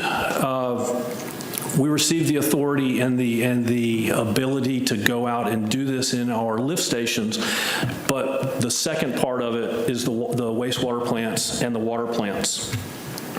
Now, we began this project back in 2019. As you can imagine, there's a lot of moving parts and there's a lot of risk to not doing this the correct way whenever it comes to our potable drinking water and then our sanitation from our collection system. So we took our time. We had some stumbles. At first we had a vendor that we were working with that we had a contract with, and they started doing some implementation on some smaller projects with, and they failed. So that set us back. So we've taken almost 5 years to actually go through and do proper planning on this with our consultant, and then we have an integrator that we've been using since 2018, since before we began this project. But the previous integrator that we had, we used them because they were cheaper. They said that they could do the job, but they didn't know all the intricacies of what is entailed and what our infrastructure does. So we tried to save a penny, and it has cost us quite a bit in the long run as far as time. We've had several little projects that we've done that are kind of prerequisite projects to get where we are right now. The first was we actually started and got some redundancy. One of the risks that we have with our current situation now is we've got one server that is located, that's in one location, and if it fails, then we potentially, lose communications temporarily with all of these facilities. So one of the prerequisite projects that we did back in 2020 is we set redundancy. We have 2 locations now. We have one at the Eastern and one at the Alexander Avenue facility. And our integrator, Rocha Controls, we set a microwave communication between the 2. Whatever happens at Alexander replicates to the Eastern and vice versa. We also had installation of cameras at these facilities so that not only do we know what's going on the screens, we can also physically see any type of intrusion that we have, and we have better security. The third prerequisite project that we have is the lift station side of things, so that we have that portion taken care of. We originally began budgeting for this back in 2019. We budgeted small amounts each year so that it wasn't a big dollar amount, so that we can, just like with our own checkbook, we do a little bit now, a little bit later until we get the money, and then we actually can afford to have the project done. We originally budgeted this project at $4.4 million. With item C, which is next to this, which is for the construction, engineering, and inspection portion of it through our engineer of record, Carrillo, the project comes in all together with CEI and with the portion by Rocha Controls at $3.3 million. So we're under budget by $1.1 million on the whole. So by using someone that actually knows our system, the ins and outs since 2018, we've been able to save even more than what our original budget amount is. Our goals for this: long-term reliability, connectivity, and control. The way that the system currently is designed is we've got to have a consultant come over from Tampa to do any sort of work on this system. The new system we're going to gives us more control. It's more simplistic on how you can add more stations, add more features from the water plant, and it's something that can actually be handled by in-house staff instead of somebody that's outside. So it gives us more control of what's going on.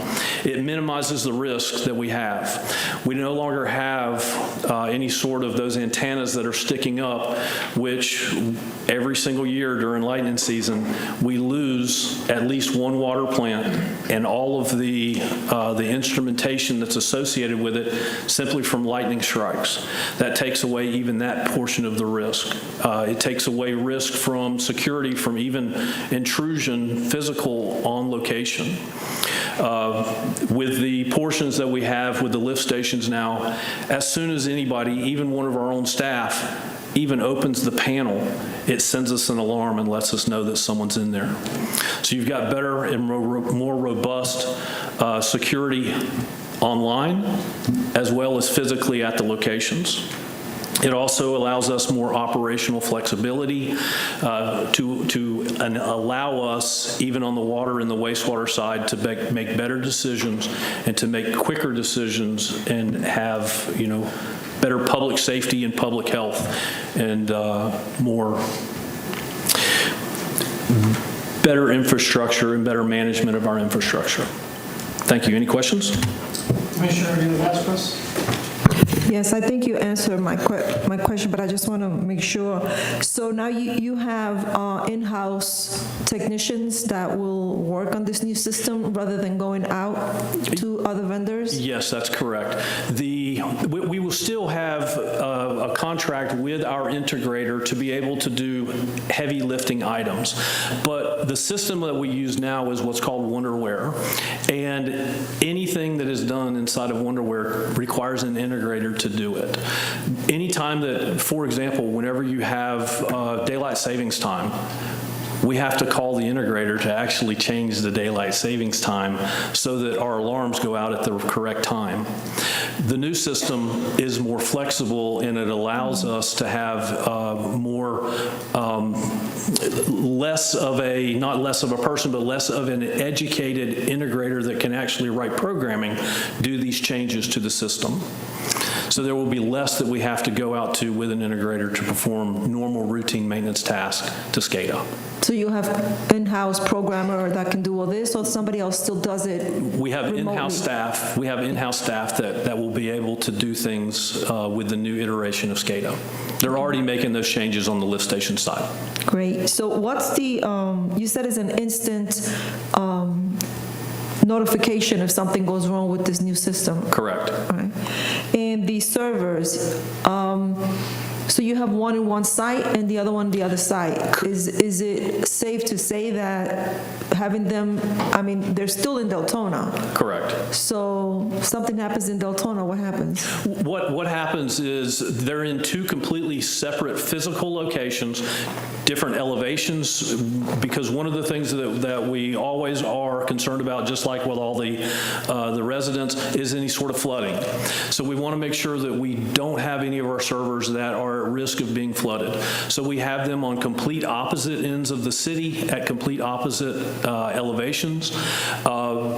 They do replicate immediately. Something happens on one server, that microwave communication between the two actually replicates immediately, so that if we do have any issues and we lose one site, we have the secondary site where And it kicks off automatically? It's writing to both of them and reading from both of them at the same time. So we have full redundancy on the system. Thank you, Jim. Commissioner Lully, then Commissioner Santiago. Thank you, Mayor. So with this system, we have a lot of new lift stations in my district. It's part of a larger conversation I'm having, and we don't have generators on them, permanent standby generators.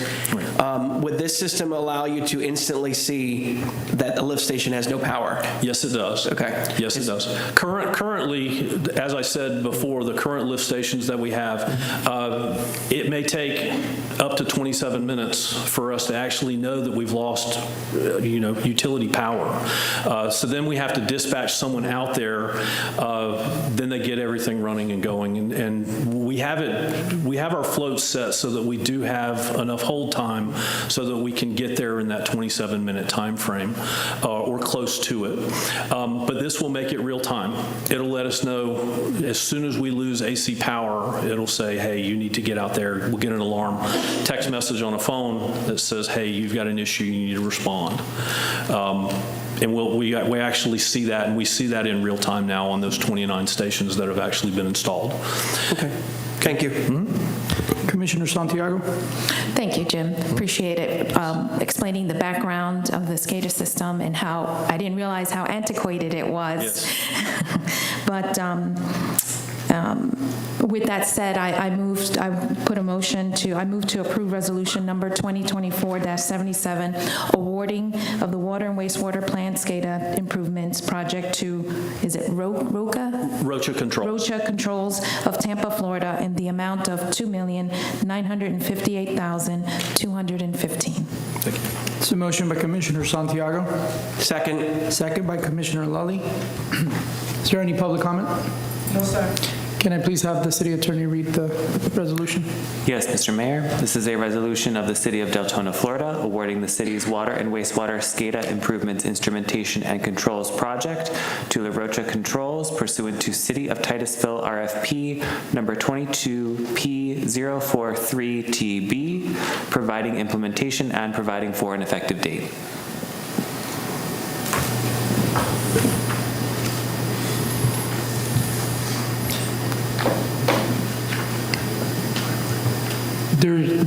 Before we go with the motion, Commissioner Howington, is there a reason you can't abstain unless you have? Right.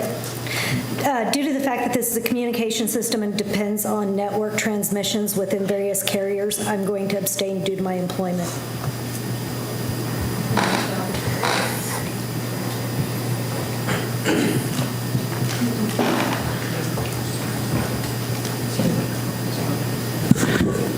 Commissioner, if I may, through the mayor, does the company you work for have a contract with Rocha Controls of Tampa? He specifically named my company as one of the carriers that could potentially be used. Does the work that you do involve this company, and/or is your compensation tied, or bonuses or finder's fee tied to this vendor? I could not answer that question specifically, given that my corporation is so large. If you believe you have a valid conflict, certainly you can disclose that conflict and abstain. You would be in the position to know if you have a conflict or not. I'm not comfortable with the fact that it is communications and it does rely on network technology. Okay. Motion passes 5 with 1 abstain. All right, this time we're going to go to request, action item B, request approval of resolution number 2024-76, awarding the water and wastewater plants SCADA improvements project, CEI, sorry, I'm getting my letters confused, services to WSP in accordance with continuing on-call engineering, water and wastewater utility, plant engineering services in the amount of $347,554. Mr. Parrish. Thank you, Mayor and Commissioner. This is simply the construction and the engineering and inspection oversight of that project, that previous project that we spoke about.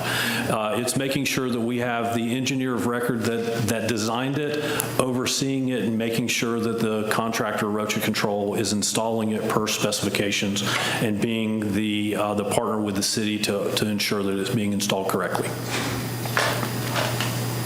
Commissioner Villa-Vasquez? Sorry, That's okay. Commissioner Lally? Were you back on there? Your Yeah, name I was- disappeared. Go ahead. May I like to make a motion? Okay. I move to approve resolution number 2024-76, awarding of the water and wastewater plant SCADA improvements project CEI services to WSP in accordance with continuing on-call engineering water and wastewater utility plant engineering services in the amount of $347,554. I'll second that for the purpose of discussion because I still need to make a disclosure. There's a motion by Commissioner Villa-Vasquez, second by Commissioner Lally. Is there any public comment before we go to discussion? No, sir. Okay. Commissioner Lally, you have a disclosure, and then we'll go to Commissioner Howington. Thank you, Mayor. The company that I work for may or may not have a professional relationship with WSP. I've consulted with the city attorneys, and since I do not personally benefit from it, I don't have an ownership stake in the company, I'm obligated by law to vote on this item. Thank you. Thank you. Commissioner Howington. I was going to ask the question, if this, since this is just maintenance and does not appear to actually be tied to the actual technology side, could I vote on this one while abstaining from the last one? So, Commissioner Howington, this contract is for the construction, engineering, and inspections services. It is not for any product or services that utilizes the network technologies. Okay, thank you. Commissioner Lally.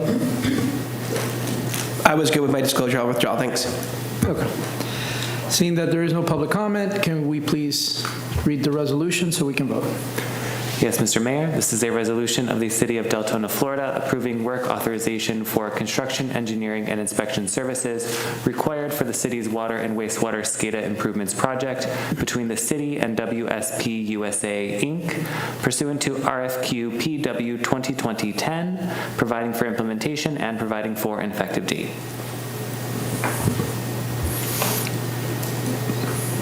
Motion passes 6-0.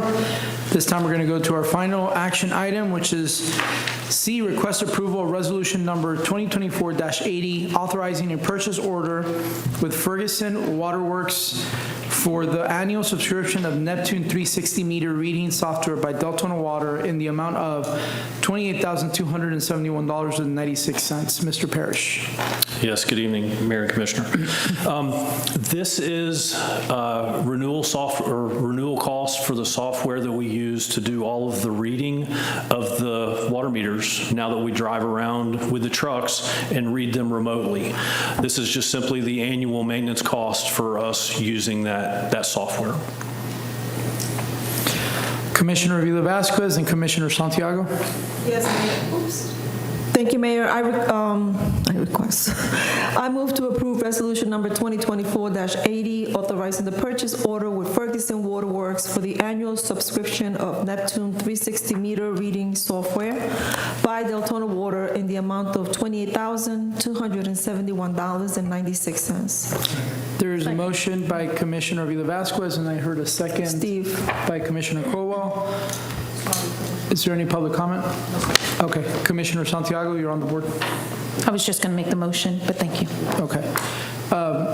Just quick question. This is already budgeted for, correct? Yes. Yes, Okay. it is. I just wanted to reiterate that. Perfect. Can you please read the resolution and so we can vote? Yes, Mr. Mayor, this is a resolution of the City of Deltona, Florida, authorizing the city manager to approve a subscription agreement with Ferguson Enterprises, Inc. for the Neptune 360 meter reading software, providing for renewals in accordance with city budgets, providing for implementation, and providing for an effective date.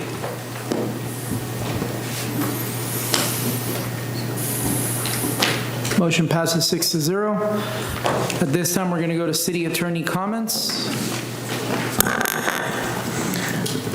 We just want to say happy holidays, Merry Christmas, and thank you all so much for your service. Same to you as well, to both of you. City manager comments. Thank you, Mayor. Just two quick comments. I want to recognize the Deltona High School Band Ensemble. I'd have to say my almost 30 years in public administration, I don't think I've ever enjoyed myself at a commission or council meeting, but I did for those couple of songs. Just I smiled and thought we should just end the meeting right there when they got up. But second point, this Saturday, my wife and I are fortunate to be with our kids and West Point cadets at the Army-Navy football game in Washington, D.C. Every year, this game is actually called America's Game. It's the only game where everyone on the field is willing to sacrifice everything by putting their life on the line in the military to die for everyone watching the game. So if you get a chance, watch the Army-Navy game this Saturday starting at 3 p.m. to support our country's future leaders, and also remember to root for Army, beat Navy. Thank you, Mayor. Amen. Okay. Next, we're going to go to City Commission comments, requests, and reports. I'm going to start changing it up a little bit. So this time, we'll go ahead and start with Commissioner of District 6, Nick Lully. Thank you, Mayor. I just want to touch on a couple items that I heard at the top of the meeting. We heard from a citizen who said she sent an email to me but didn't get a reply. I talked to her in the period between our public forum and the meeting, and we realized she had inadvertently not included me on it. She did forward it to me during the meeting, and I will be addressing that accordingly and look forward to it. We had also heard from a citizen who was asking about something in last year's budget. I was not up here, but Mr. City Manager, if we can have a discussion about that so I can just understand that a little bit more offline. And other than that, you may have noticed I'm using this tonight. It helps me hear a little bit better when people are speaking, and it works great. So thank you, Clerk's Office, for providing that to those who need it. And other than that, Merry Christmas, everyone. Hope everyone has an enjoyable holiday season. You just opened a can of worms because I'm going to ask for one of those. Commissioner Stephen Colwell, District 5. I have nothing. Okay, Commissioner Dory Howington of District 4. Okay, so just to touch on public comment, I know that there's been a lot of rumors that have gone around. I was informed of that the day before I was sworn in, that change was coming down the pipeline. I knew nothing about it. I was surprised at our first meeting when public comment was cut off at 6:30, so the following day I actually reached out to Joyce and got a list of everybody who was unable to comment, and I did actually contact all of those people and then address their concerns where I could or forwarded them on. Further, I also asked if we could mirror the county council's process for their comment portion of their meetings, and from that we just decided to extend the meetings through Doc. He decided to go ahead and extend after the meeting so that people could still talk if they signed up earlier. Another one, we had a horrible tragedy in our community, and when that happened, I realized that it seems like we have a disconnect with our communications with the Sheriff's Department, and I would like to ask that we set up some way to get information to the commission between the Sheriff's Department and the city so that we can know what's happening rather than hearing it at the same time as the residents. It seemed like there was a disconnect. We had commissioners that knew what was happening. We had commissioners that knew about everything that was happening and nobody else knew. So we just need to have a process. I know I asked Sheriff Chitwood. He said that he used to have a process when he was working in Daytona Beach that he worked with the city manager. So if we could do something to help streamline our communication process. And then let's see. We have openings for various boards, and we have a cutoff of December 12th for people to apply, so I would love to have people go out and apply. We have AHAC, 2 seats on the firefighters pension, as well as the planning and zoning board, which will be for District 4. So I would specifically like anybody who has qualifications in that to please apply before the December 12th cutoff. I had a resident make a request for a walking path at Manny Ramirez Park, so I don't know if that's something that maybe we can look into. To Albert's point, this was something that I was concerned about as a citizen, the $1.1 million in unencumbered funds. We did collect the higher millage rate based on the budget that included $1 million, and then it was backed out during the budgeting process. I would like to know what the plan is for that going forward. That was something I was asking about previously, and I'm not sure if we have a plan for that. And I think that's all I have. Merry Christmas, everybody. Thank you, Commissioner Maritza Avila Vasquez of District 3. Thank you, Mayor. So I too was receiving a lot of calls and emails from residents regarding the change of the 6:30 public comments. And when they asked me the question if I could make a motion, I said I can, but I never said that I would. But I would like to make a request for a consensus from the dais, if they're willing to make a consensus to change it back to 6:30, so that the residents don't attack us by saying that we do not listen to what their requests are. I want to make sure that my residents know that I'm listening. So I'm making a request to have a consensus to bring back the 6:30 public comments.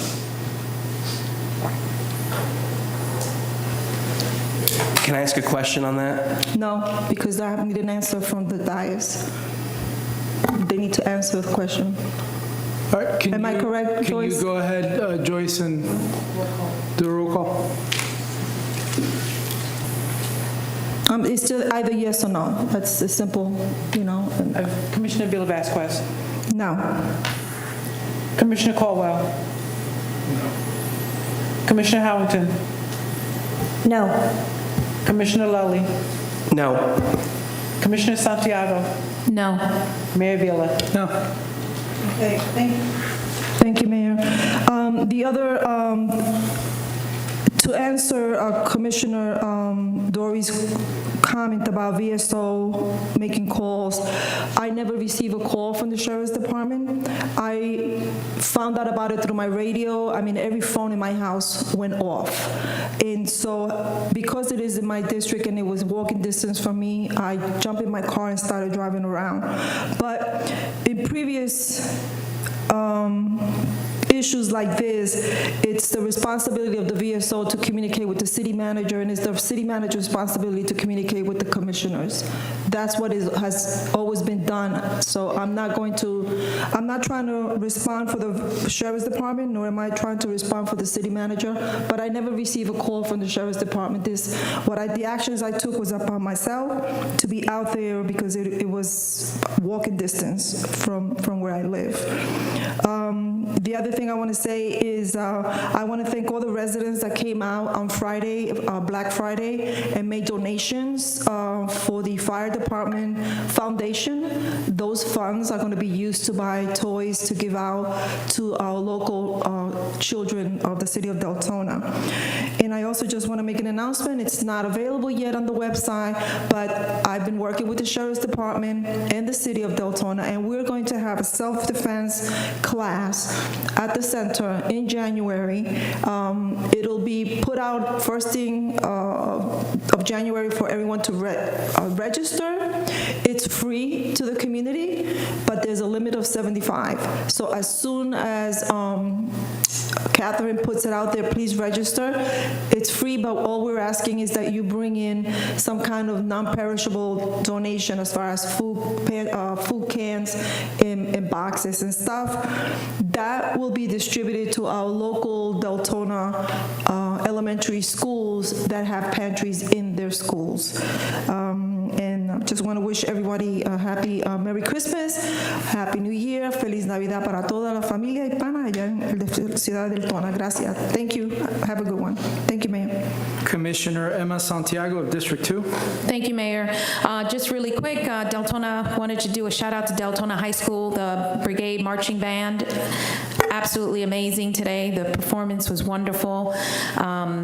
Also wanted to mention Deltona Wolves. We have them.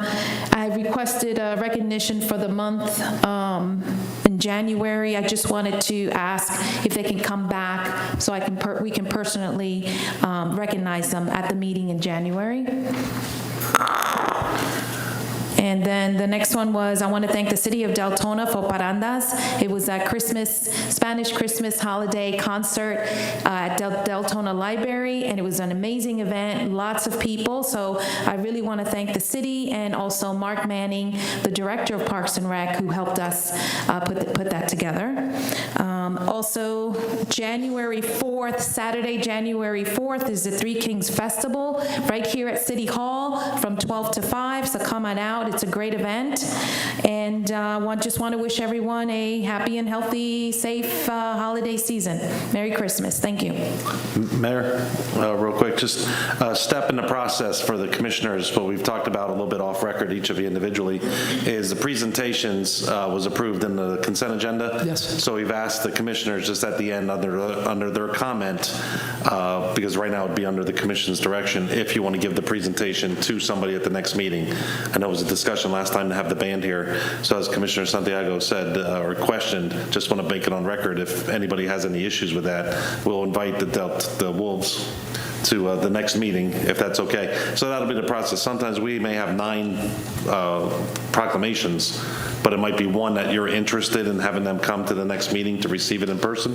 This would be the time under your comments. So at this point, we'll just take it that when the commissioner brings up they'd like to present, and if nobody disputes, then we'll just add it to the next agenda. I was actually going to just do a verbal vote. Unless you're going to do a vote. I don't know which way you're doing. Okay, thank you, Mayor. But is there any objection on the dais? Okay. Good. Okay. I only have a couple of things. First off, we have Reefs Across America this Saturday coming up, December 14th at 12 p.m. at the Deltona Memorial Gardens, in Orange City. So if you can participate, it's a very sombering moment. Very important to a lot of the folks that maybe don't have somebody that can lay something on their tombstone. So please participate. At some point, I would like a reply to my request for the workshops, Doc, please. And then just a quick announcement. I know our county representative is here. We got support from Volusia County, from their attorneys, if I'm not mistaken. Whatever we end up doing with the WEIR, the county's going to back us up. We have to stop being a county, and we got consensus on looking at this already. But we need to stop being a city that's dictated to, whether it's by St. John's or a handful of families. We saw what happened this last hurricane versus the last one where we had close to 200 people flood. We only had about 20 some, which is still a lot, right? I don't want to diminish anything from that, but we need to be able to control our WEIR. So if we can continue to get updates on that. David, do you want to take a quick minute to tell us what the county ended up doing? Because I think the rest of the commissioners really need to. Thank you, Mayor. I was just waiting to give an Uber ride for someone here at the end of the meeting, but I'll share this real quick. During the last county council meeting, I made a motion to my colleagues asking for technical support and for legal support in the city with its battle to control your destiny with that WEIR so that you can better prepare for storms and hopefully prevent some of this flooding. My colleagues unanimously supported that in principle. The only direction was that our legal department was going to reach out to your legal team to wait for you guys to start the legal function of applying for a reconsideration or whatever terminology is going to be used. At that point, our team will bring a resolution to the county council to make a formal statement by way of resolution to either enter into an agreement and join you guys in the fight to have control over that. So once you guys make that first step, we'll bring it back to the county to give you guys hopefully some support with the county council. Thank you, Mr. Mayor. Mr. Mayor, if I may, we just wanted to thank the county as well and our commissioner. We had a great meeting with the county attorney last week and again this week, and I'm actually going out with our incredible public works staff tomorrow morning to look at the weir to prepare for our next meeting with the county attorney, but they've been incredible, so we're just very grateful, and thank you very much, County Commissioner. Can we just make sure that we keep the whole commission as a whole just updated? Obviously, we know the city manager runs the city, but we, as a commission, that way when we do get asked these questions, we had a resident who I had to respond to, who unfortunately used the death of a child to push the weir agenda. That way when they get asked a question, they at least know how to respond. So if we can get all of us up to date, we would really appreciate it. Yes, Mayor. Lastly, I know that this year has been the only year I have not done a couple events, and I had a couple of residents and organizations ask me, so next year I'll go ahead and get started again, the Special Needs Resource Fair, the job fair, and a couple other things that I did at no cost to the residents. Again, it's just been a very crazy and very busy year, so I just want to give those folks that asked the peace of mind that some of that stuff is coming back. So other than that, I hope everybody has a Merry Christmas, a Happy New Year's, and stay safe. Meeting's adjourned.